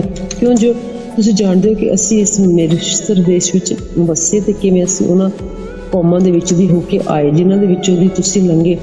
ਤੁਸੀਂ ਉਹਨਾਂ ਦੀਆਂ ਘਿਨਾਉਣੀਆਂ ਚੀਜ਼ਾਂ ਅਤੇ ਘਿਨਾਉਣੀਆਂ ਰੀਤਾਂ, ਉਹਨਾਂ ਦੀ ਮੂਰਤਾਂ ਵੇਖੀਆਂ, ਅਤੇ ਅਰਥਾਤ ਲੱਕੜੀ, ਪੱਥਰ, ਚਾਂਦੀ, ਸੋਨੇ ਚਾਂਦੀ ਦੀਆਂ ਚੀਜ਼ਾਂ ਜਿਹੜੀਆਂ ਉਹਨਾਂ ਦੇ ਕੋਲ ਸਨ।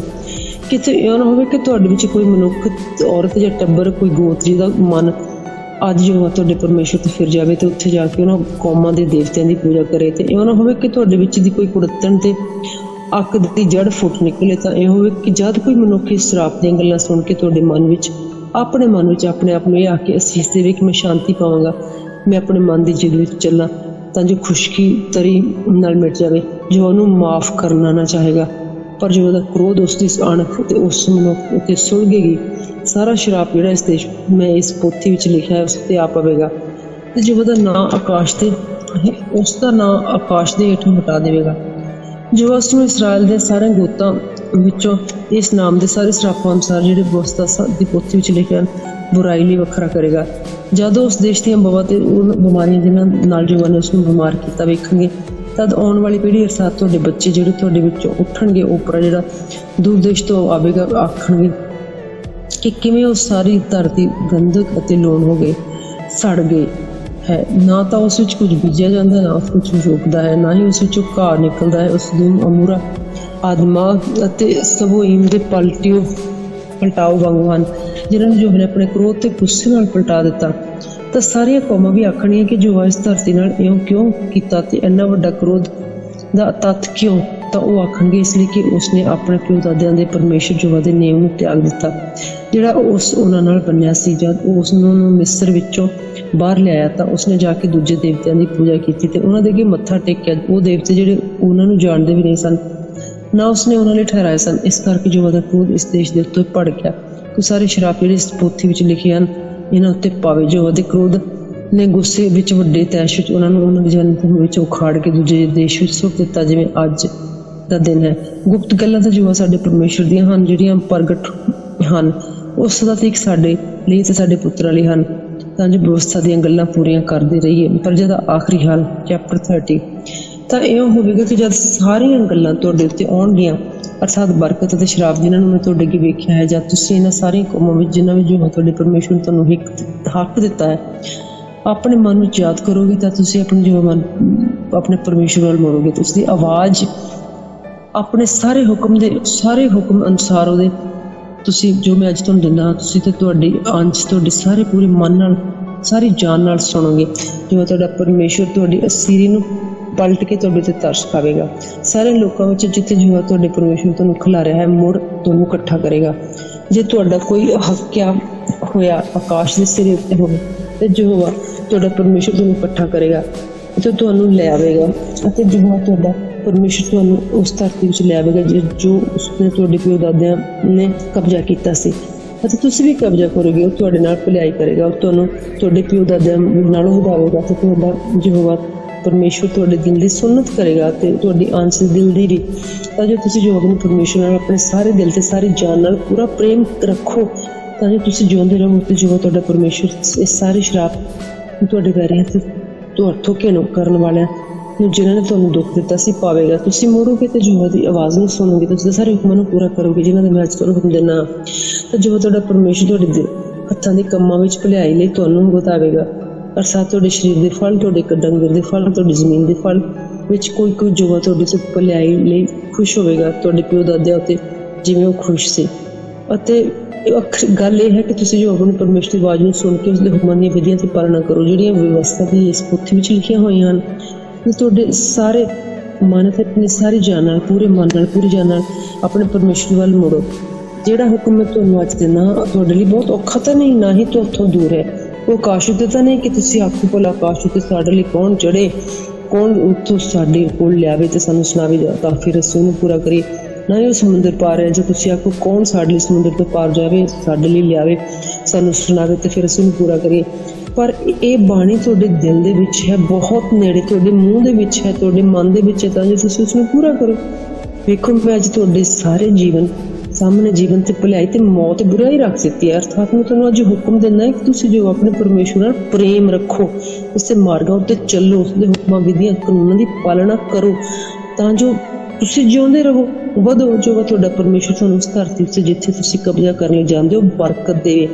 ਜੇ ਤੁਹਾਡਾ ਮਨ ਫਿਰ ਜਾਵੇ ਤਾਂ ਤੁਸੀਂ ਨਾ ਸੁਣੋ, ਪਰ ਤੁਸੀਂ ਇੱਕ ਪਾਸੇ ਜਾ ਕੇ ਦੂਜੇ ਪਾਸੇ ਦੇਵਤਿਆਂ ਦੇ ਅੱਗੇ ਮੱਥਾ ਟੇਕੋ, ਉਹਨਾਂ ਦੀ ਪੂਜਾ ਕਰੋ। ਤਾਂ ਮੈਂ ਤੁਹਾਨੂੰ ਅੱਜ ਹੀ ਦੱਸ ਛੱਡਦਾ ਵੀ ਤੁਸੀਂ ਜ਼ਰੂਰ ਨਾਸ਼ ਹੋ ਜਾਵੋਗੇ। ਤੁਸੀਂ ਆਪਣੇ ਦਿਨ ਉਸ ਧਰਤੀ 'ਤੇ ਲੰਮੇ ਨਹੀਂ ਕਰੋਗੇ ਜਿੱਥੇ ਤੁਸੀਂ ਚਰਨੋਂ ਪਾਰ ਲੰਘ ਕੇ ਕਬਜ਼ਾ ਕਰਨ ਲਈ ਜਾਂਦੇ ਹੋ। ਮੈਂ ਅੱਜ ਤੁਹਾਡੇ ਵਿਰੁੱਧ ਆਕਾਸ਼ ਤੇ ਧਰਤੀ ਨੂੰ ਗਵਾਹ ਬਣਾਉਂਦਾ ਹੈ ਵੀ ਮੈਂ ਤੁਹਾਡੇ ਅੱਗੇ ਜੀਵਨ, ਮੌਤ, ਬਰਕਤ ਤੇ ਸ਼ਰਾਪ ਰੱਖਿਆ ਹੈ। ਇਸ ਲਈ ਜੀਵਨ ਨੂੰ ਚੁਣੋ ਤਾਂ ਜੋ ਤੁਸੀਂ ਤੇ ਤੁਹਾਡੇ ਅੰਸ਼ ਜਿਉਂਦੇ ਰਹੋ। ਤੁਸੀਂ ਜੋ ਆਪਣੇ ਪਰਮੇਸ਼ਵਰ ਨਾਲ ਪ੍ਰੇਮ ਰੱਖੋ, ਉਸਦੀ ਆਵਾਜ਼ ਨੂੰ ਸੁਣੋ ਤੇ ਉਸਦੇ ਅੰਗ ਸੰਗ ਲੱਗੇ ਰਹੋ ਤਾਂ ਜੋ ਤੁਹਾਡਾ ਜੀਵਨ, ਤੁਹਾਡੇ ਦਿਨਾਂ ਦੀ ਲਮਾਣ, ਤਾਂ ਜੋ ਤੁਸੀਂ ਉਸ ਜ਼ਮੀਨ ਵਿੱਚ ਵਸਿਆ ਕਰੋ ਜਿਹੜੀ ਜੋ ਉਹਨੇ ਤੁਹਾਡੇ ਪਿਓ ਦਾਦਿਆਂ ਅਬਰਾਹਿਮ, ਇਸਹਾਕ ਤੇ ਯਾਕੂਬ ਨੂੰ ਦੇਣ ਦੀ ਸਹੁੰ ਖਾਧੀ ਸੀ। ਚੈਪਟਰ 31 ਜੋਸ਼ੂਆ ਦੀ ਸਥਾਪਨਾ।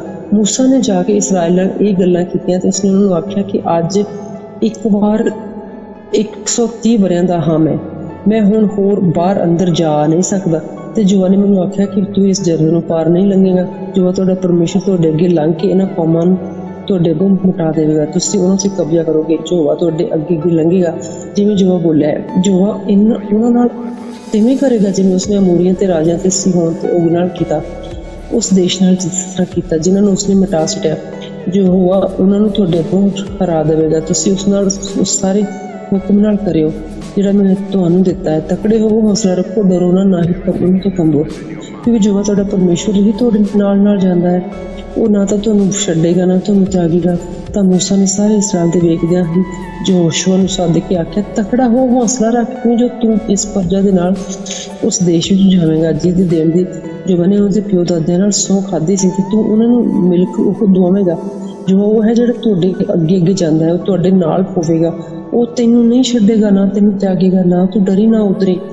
ਉਪਰੰਤ ਮੂਸਾ ਨੇ ਇਸ ਵਿਵਸਥਾ ਨੂੰ ਲਿਖ ਕੇ ਲੇਵੀ ਯਾਜਕਾਂ ਨੂੰ ਯਹੋਵਾ ਦੇ ਨੇਮ ਦਾ ਸੰਦੂਕ ਚੁੱਕਦੇ ਤੇ ਇਸਰਾਏਲ ਦੇ ਸਾਰੇ ਬਜ਼ੁਰਗਾਂ ਨੂੰ ਦਿੱਤਾ।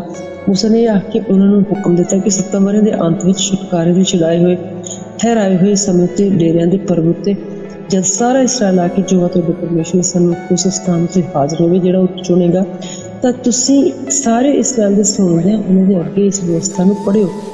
ਪ੍ਰਜਾ ਨੂੰ ਇਕੱਠਾ ਕਰੋ, ਮਨੁੱਖਾਂ, ਔਰਤਾਂ, ਬੱਚਿਆਂ ਨੂੰ ਅਤੇ ਪਰਦੇਸੀਆਂ ਨੂੰ ਜਿਹੜਾ ਤੁਹਾਡੇ ਫਾਟਕਾਂ ਦੇ ਅੰਦਰ ਹਨ। ਉਹ ਸੁਣਨ ਤੇ ਸਿੱਖਣ ਤੇ ਯਹੋਵਾ ਤੁਹਾਡੇ ਪਰਮੇਸ਼ਵਰ ਤੋਂ ਡਰਨ ਤੇ ਇਸ ਵਿਵਸਥਾ ਦੀਆਂ ਸਾਰੀਆਂ ਗੱਲਾਂ ਦੀ ਪਾਲਣਾ ਕਰਨ।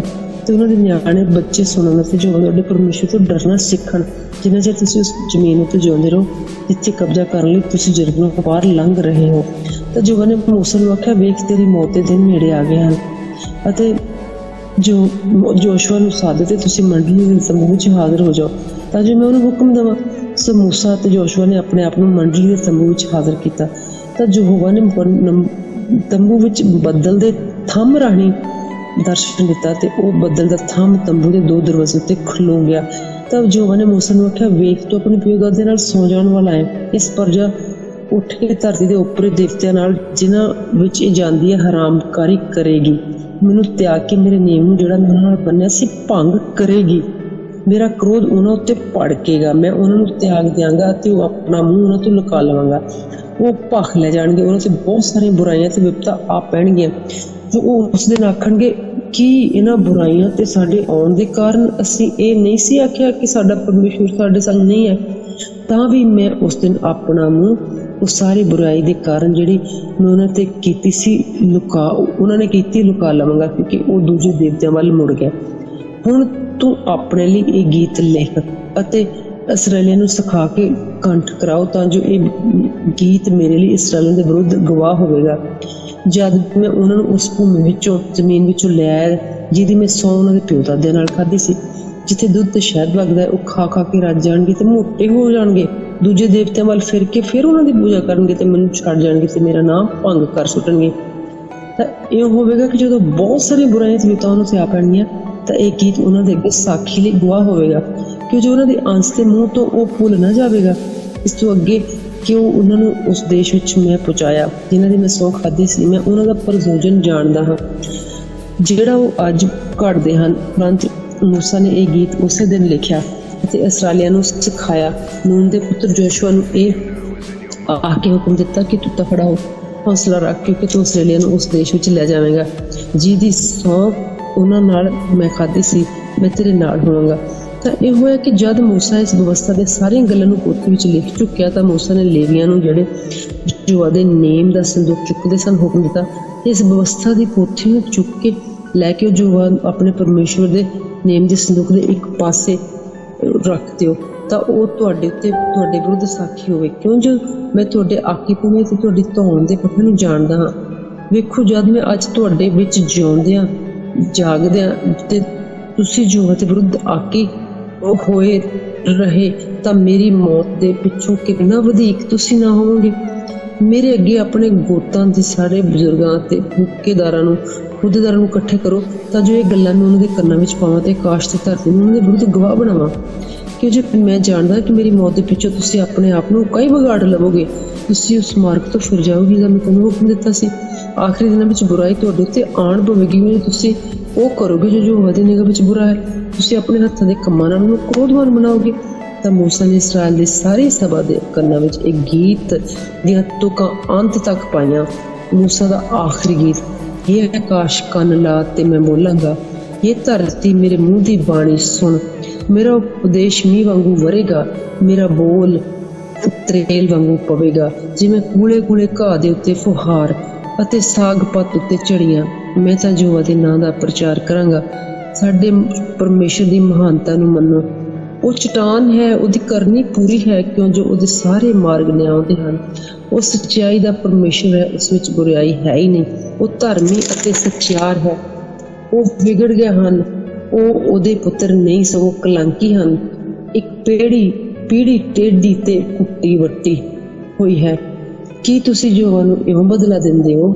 ਇਹ ਮੂੜ ਅਤੇ ਮੱਤਹੀਣ ਪਰਜਾ, ਕਿ ਉਹ ਤੇਰਾ ਪਿਤਾ ਨਹੀਂ ਜਿਸ ਤੈਨੂੰ ਮੁੱਲ ਲਿਆ, ਜਿਸ ਨੇ ਤੈਨੂੰ ਬਣਾਇਆ ਤੇ ਕਾਇਮ ਕੀਤਾ। ਪੁਰਾਣੇ ਦਿਨਾਂ ਨੂੰ ਯਾਦ ਕਰ, ਪੀੜ੍ਹੀਆਂ ਤੇ ਪੀੜ੍ਹੀਆਂ ਦੇ ਦਿਨਾਂ ਉੱਤੇ ਵਿਚਾਰ ਕਰ। ਆਪਣੇ ਪਿਓ ਤੋਂ ਪੁੱਛ, ਉਹ ਤੈਨੂੰ ਦੱਸੇਗਾ। ਆਪਣੇ ਬਜ਼ੁਰਗਾਂ ਤੋਂ, ਉਹ ਤੈਨੂੰ ਆਖਣਗੇ। ਜਦੋਂ ਆਤਮਹਾਨ ਨੇ ਕੌਮਾਂ ਨੂੰ ਮਿਲਕ ਵੰਡੇ, ਜਦੋਂ ਆਦਮ ਦੇ ਪੁੱਤਰਾਂ ਨੂੰ ਵੱਖ ਕੀਤਾ, ਜਦੋਂ ਉਸਨੇ ਉਮਤਾਂ ਦੀਆਂ ਹੱਦਾਂ ਬੰਨੀਆਂ ਇਸਰਾਏਲੀਆਂ ਦੀ ਗਿਣਤੀ ਦੇ ਅਨੁਸਾਰ, ਕਿਉਂ ਜੋ ਯਹੋਵਾ ਦਾ ਹਿੱਸਾ ਉਹਦੀ ਪ੍ਰਜਾ ਹੈ, ਯਾਕੂਬ ਉਸਦੀ ਮਿਣਤ ਦਾ ਗੁਣਾ ਹੈ।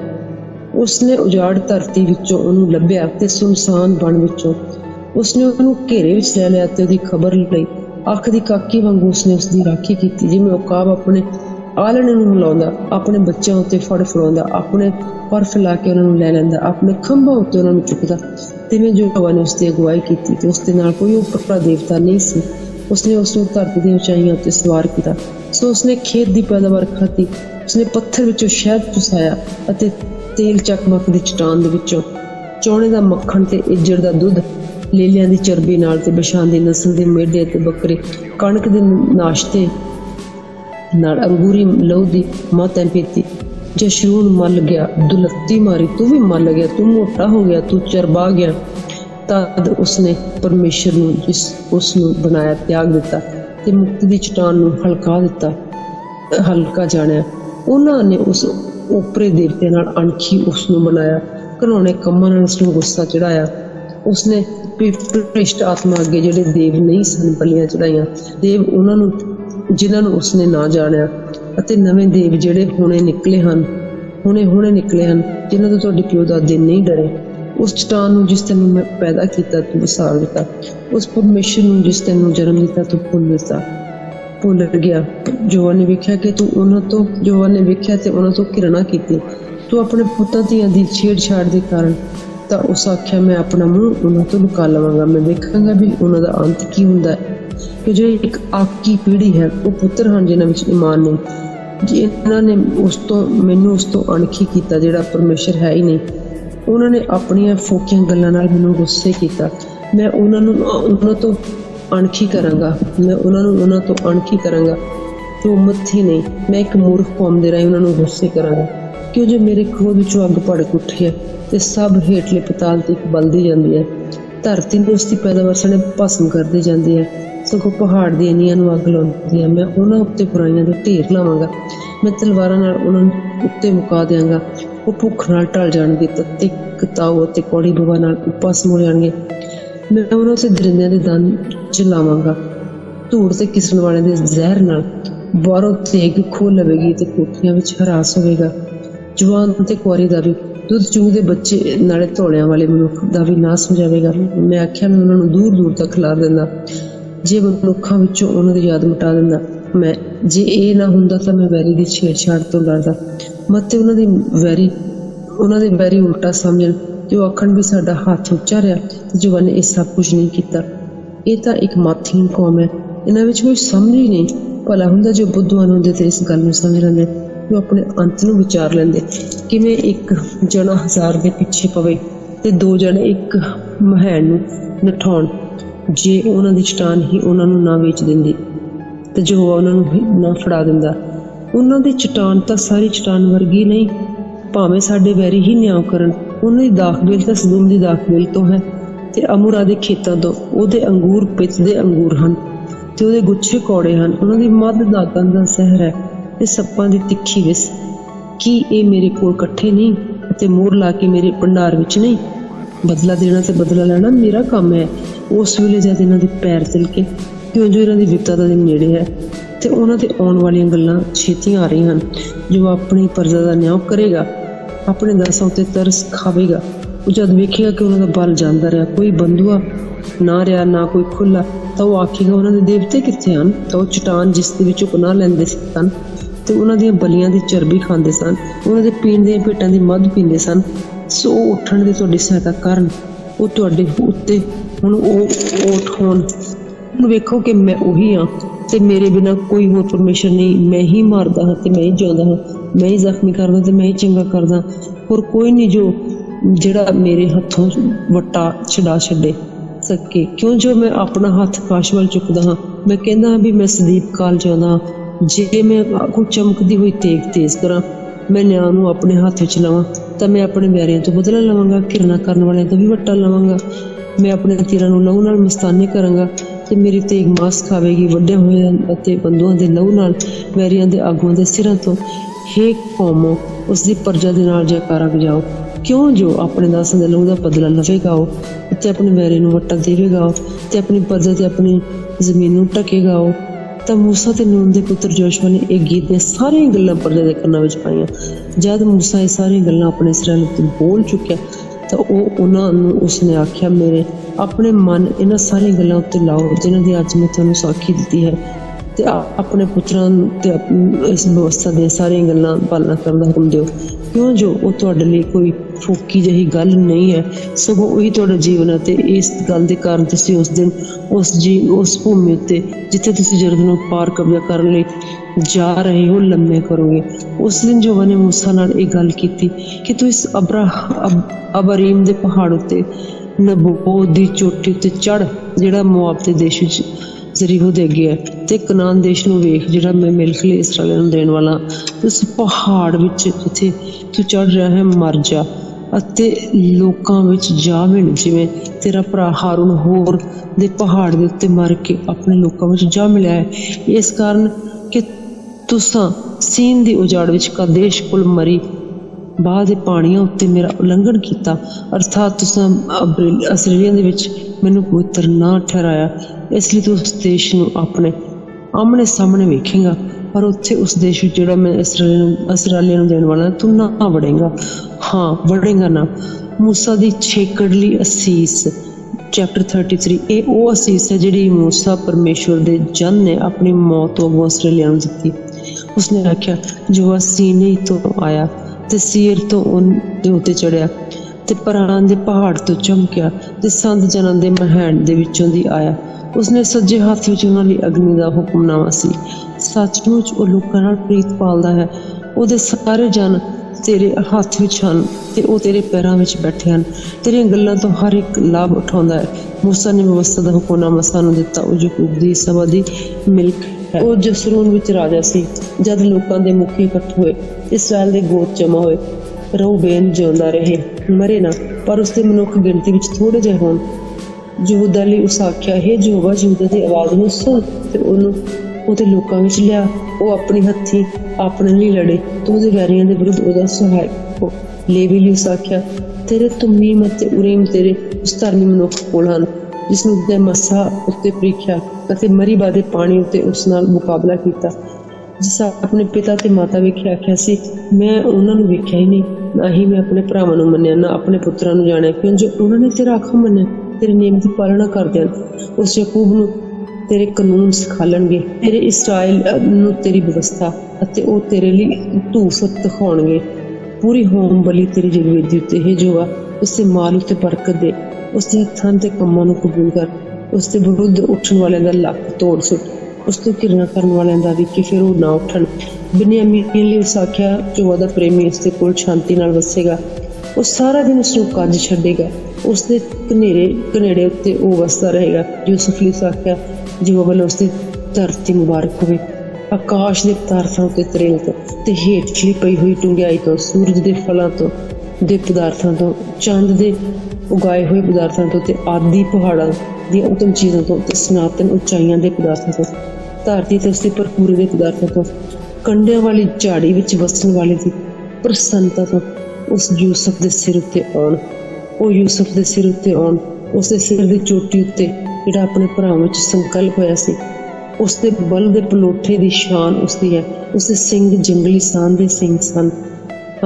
ਉਹਨਾਂ ਨਾਲ ਉਹ ਸਾਰੇ ਲੋਕਾਂ ਨੂੰ ਧਰਤੀ ਦੀਆਂ ਹੱਦਾਂ ਤੀਕ ਧੱਕੇਗਾ। ਇਹ ਅਫਰਾਇਮ ਦੇ ਮਹਿਣ ਹਨ ਅਤੇ ਮਨੱਸ਼ਾ ਦੇ ਹਜ਼ਾਰਾਂ। ਜ਼ਬਲੂਨ ਲਈ ਉਸ ਆਖਿਆ, ਹੈ ਜ਼ਬਲੂਨ, ਆਪਣੇ ਬਾਹਰ ਜਾਣ ਤੇ ਅਤੇ ਹੈ ਯਿਸਸਾਕਾਰ, ਆਪਣੇ ਤੰਬੂਆਂ ਵਿੱਚ ਖੁਸ਼ ਹੋ। ਉਹ ਲੋਕਾਂ ਨੂੰ ਪਹਾੜਾਂ ਉੱਤੇ ਸੱਦਣਗੇ, ਉੱਥੇ ਉਹ ਧਰਮ ਦੀਆਂ ਬਲੀਆਂ ਚੜਾਉਣਗੇ, ਕਿਉਂ ਜੋ ਸਮੁੰਦਰਾਂ ਦੀ ਵਾਫੜੀ ਚੁੱਪਣਗੇ ਤੇ ਰੇਤਾਂ ਵਿੱਚ ਲੁਕੇ ਹੋਏ ਖਜ਼ਾਨੇ। ਗਾਦ ਲਈ ਉਸ ਆਖਿਆ, ਮੁਬਾਰਕ ਹੈ ਜਿਹੜਾ ਗਾਦ ਨੂੰ ਵਧਾਵੇ ਅਤੇ ਸ਼ੇਰਨੀ ਵਾਂਗੂ ਉਹ ਵਸਦਾ ਹੈ। ਉਹ ਬਾਂਹ ਨੂੰ ਅੱਗੋਂ ਸਿਰ ਦੀ ਖੋਪੜੀ ਵਾਂਗੂ ਚੀਰ ਸੁੱਟਦਾ ਹੈ। ਉਸਨੇ ਪਹਿਲਾ ਹਿੱਸਾ ਆਪਣੇ ਲਈ ਭਾਲਿਆ, ਕਿਉਂ ਜੋ ਉੱਥੇ ਹਾਕਮ ਦਾ ਹਿੱਸਾ ਰੱਖਿਆ ਹੋਇਆ ਹੈ। ਉਸਨੇ ਲੋਕਾਂ ਦੇ ਮੁਖੀਆਂ ਨੂੰ ਲਿਆ ਕੇ ਯਹੋਵਾ ਦਾ ਧਰਮ ਪੂਰਾ ਕੀਤਾ। ਨਾਲੇ ਉਸਦੇ ਧਰਮ ਨੂੰ ਇਸਰਾਏਲ ਨਾਲ। ਦਾਨ ਲਈ ਉਸ ਆਖਿਆ, ਦਾਨ ਸ਼ੇਰ ਦਾ ਬੱਚਾ ਹੈ, ਉਹ ਬਸ਼ਾਨ ਤੋਂ ਖੁੱਦਦਾ ਹੈ। ਨਫਤਾਲੀ ਲਈ ਉਸ ਆਖਿਆ, ਹੈ ਨਫਤਾਲੀ, ਦਇਆ ਨਾਲ ਤ੍ਰਿਪਤ ਤੇ ਯਹੋਵਾ ਦੀ ਬਰਕਤ ਨਾਲ ਭਰਪੂਰ, ਲਹਿੰਦੇ ਉੱਤੇ ਅਤੇ ਦੱਖਣ ਉੱਤੇ ਕਬਜ਼ਾ ਕਰ ਲੈ। ਅਸ਼ੇਰ ਲਈ ਉਸ ਆਖਿਆ, ਕਿ ਅਸ਼ੇਰ ਪੁੱਤਰਾਂ ਨਾਲ ਮੁਬਾਰਕ ਹੋ, ਉਹ ਆਪਣੇ ਭਰਾਵਾਂ ਨੂੰ ਪਾਵੇ ਅਤੇ ਆਪਣਾ ਪੈਰ ਤੇਲ ਵਿੱਚ ਡੁਬੋਵੇ। ਤੇਰੇ ਅਰਲ ਲੋਹੇ ਤੇ ਪਿੱਤਲ ਦੇ ਹੋਣ, ਜਿਵੇਂ ਤੇਰੇ ਦਿਨ ਤੇਰੇ ਬਲ ਤੇਰਾ ਹੋਵੇ।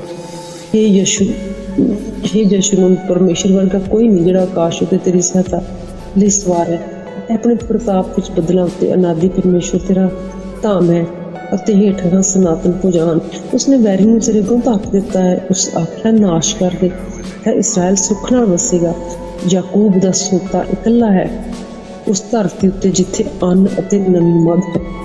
ਹਾਂ, ਉਸਦਾ ਆਕਾਸ਼ ਤਰੇਲ ਪਾਉਂਦਾ ਹੈ। ਇਹ ਇਸਰਾਇਲ ਤੂੰ ਧਨ ਹੈ, ਤੇਰੇ ਵਰਗਾ ਕੌਣ ਹੈ? ਯਹੋਵਾ ਦੀ ਸੱਚਾਈ ਯਹੋਵਾ ਦੀ ਬਚਾਈ ਹੋਈ ਪ੍ਰਜਾ, ਤੇਰੀ ਸਹਾਇਤਾ ਦੀ ਢਾਲ, ਤੇਰੇ ਪ੍ਰਤਾਪ ਦੀ ਤੇਗ। ਤੇਰੇ ਵੈਰੀ ਤੈਥੋਂ ਝਿਜਕਣਗੇ, ਪਰ ਤੂੰ ਉਹਨਾਂ ਦੇ ਉੱਚੇ ਸਥਾਨਾਂ ਉੱਤੇ ਮਿੱਧਦਾ ਫਿਰੇਂਗਾ। ਮੂਸਾ ਦੀ ਮੌਤ, ਚੈਪਟਰ 34। ਮੂਸਾ ਮੁਆਬ ਦੇ ਮੈਦਾਨ ਤੋਂ ਨਬੇ ਪਹਾੜ ਨੂੰ ਪਿਸਗਾ ਦੀ ਚੋਟੀ ਉੱਤੇ, ਜਿਹੜਾ ਜ਼ਰੀਹੋ ਦੇ ਅੱਗੇ ਹੈ, ਚੜ ਗਿਆ, ਅਤੇ ਯਹੋਵਾ ਨੇ ਉਸ ਨੂੰ ਗਿਲਿਆਦ ਦੀ ਸਾਰੀ ਧਰਤੀ ਦਾਨ ਤੱਕ ਵਿਖਾਈ। ਨਾਲੇ ਸਾਰਾ ਨਫਤਾਲੀ, ਅਫਰਾਈਮ ਤੇ ਮਨਾਸ਼ੇ ਦੇ ਦੇਸ਼ ਅਤੇ ਯਹੂਦਾ ਦਾ ਸਾਰਾ ਦੇਸ਼ ਪਿਛਲੇ ਸਮੁੰਦਰ ਤੀਕ, ਨਾਲੇ ਦੱਖਣ ਜ਼ਰੀਹੋ ਦੀ ਦੂਣ ਦਾ ਮੈਦਾਨ, ਜਿਹੜਾ ਖੰਜਰਾਂ ਦੇ ਬਿਰਛਾਂ ਦਾ ਸ਼ਹਿਰ ਹੈ, ਸੁਆਰ ਤੀਕ। ਤਾਂ ਯਹੋਵਾ ਨੇ ਉਸ ਨੂੰ ਆਖਿਆ, ਇਹ ਉਹ ਦੇਸ਼ ਹੈ ਜਿਹਦੀ ਸਹੁੰ ਮੈਂ ਅਬਰਾਹਮ, ਇਸਹਾਕ ਤੇ ਯਾਕੂਬ ਨਾਲ ਖਾਧੀ ਸੀ ਕਿ ਮੈਂ ਤੇਰੀ ਅੰਸ਼ ਨੂੰ ਦਿਆਂਗਾ। ਮੈਂ ਤੈਨੂੰ ਤੇਰੀ ਅੱਖੀਂ ਵਿਖਾਲਿਆ ਹੈ, ਪਰ ਤੂੰ ਉੱਥੇ ਨਹੀਂ ਲੰਘੇਗਾ। ਸੋ ਮੂਸਾ ਯਹੋਵਾ ਦਾ ਦਾਸ ਉੱਥੇ ਮੁਆਬ ਦੇ ਦੇਸ਼ ਵਿੱਚ ਯਹੋਵਾ ਦੇ ਆਖਣ ਅਨੁਸਾਰ ਮਰ ਗਿਆ, ਅਤੇ ਉਸਨੇ ਉਸ ਨੂੰ ਮੁਆਬ ਦੇਸ਼ ਦੀ ਦੂਣ ਵਿੱਚ ਬੈਤ ਪੋਰ ਦੇ ਅੱਗੇ ਦਫਨਾਇਆ, ਤੇ ਕੋਈ ਮਨੁੱਖ ਉਸ ਦੀ ਕਬਰ ਨੂੰ ਅੱਜ ਦੇ ਦਿਨ ਤੱਕ ਨਹੀਂ ਜਾਣਦਾ। ਮੂਸਾ 120 ਵਰ੍ਹਿਆਂ ਦਾ ਸੀ ਜਦ ਉਹ ਚਲਾਣਾ ਕਰ ਗਿਆ। ਨਾ ਤਾਂ ਉਸਦੀ ਅੱਖ ਧੁੰਦਲੀ ਹੋਈ, ਨਾ ਹੀ ਉਸਦੀ ਸ਼ਕਤੀ ਘਟੀ। ਇਸਰਾਇਲ ਮੂਸਾ ਲਈ ਮੁਆਬ ਦੇ ਮੈਦਾਨ ਵਿੱਚ 30 ਦਿਨ ਸੋਗ ਕਰਦਾ ਰਿਹਾ। ਇਉਂ ਮੂਸਾ ਦੇ ਸੋਗ ਤੇ ਸਿਆਪੇ ਦੇ ਦਿਨ ਪੂਰੇ ਹੋਏ। ਨੂਨ ਦਾ ਪੁੱਤਰ ਯਹੋਸ਼ੂਆ ਬੁੱਧੀ ਦੇ ਆਤਮਾ ਨਾਲ ਭਰਪੂਰ ਸੀ, ਕਿਉਂ ਜੋ ਮੂਸਾ ਨੇ ਆਪਣੇ ਹੱਥ ਉਸ ਉੱਤੇ ਰੱਖੇ ਸਨ, ਉਪਰੰਤ ਇਸਰਾਏਲੀ ਉਸਦੀ ਸੁਣਦੇ ਸਨ ਤੇ ਉਵੇਂ ਹੀ ਕਰਦੇ ਸਨ ਜਿਵੇਂ ਯਹੋਵਾ ਨੇ ਮੂਸਾ ਨੂੰ ਹੁਕਮ ਦਿੱਤਾ ਸੀ। ਤਾਂ ਇਸਰਾਇਲ ਵਿੱਚ ਫਿਰ ਕੋਈ ਨਬੀ ਮੂਸਾ ਵਰਗਾ ਨਹੀਂ ਉੱਠਿਆ, ਜਿਸ ਨੂੰ ਯਹੋਵਾ ਮੂੰਹ ਦਰ ਮੂੰਹ ਜਾਣਦਾ ਸੀ।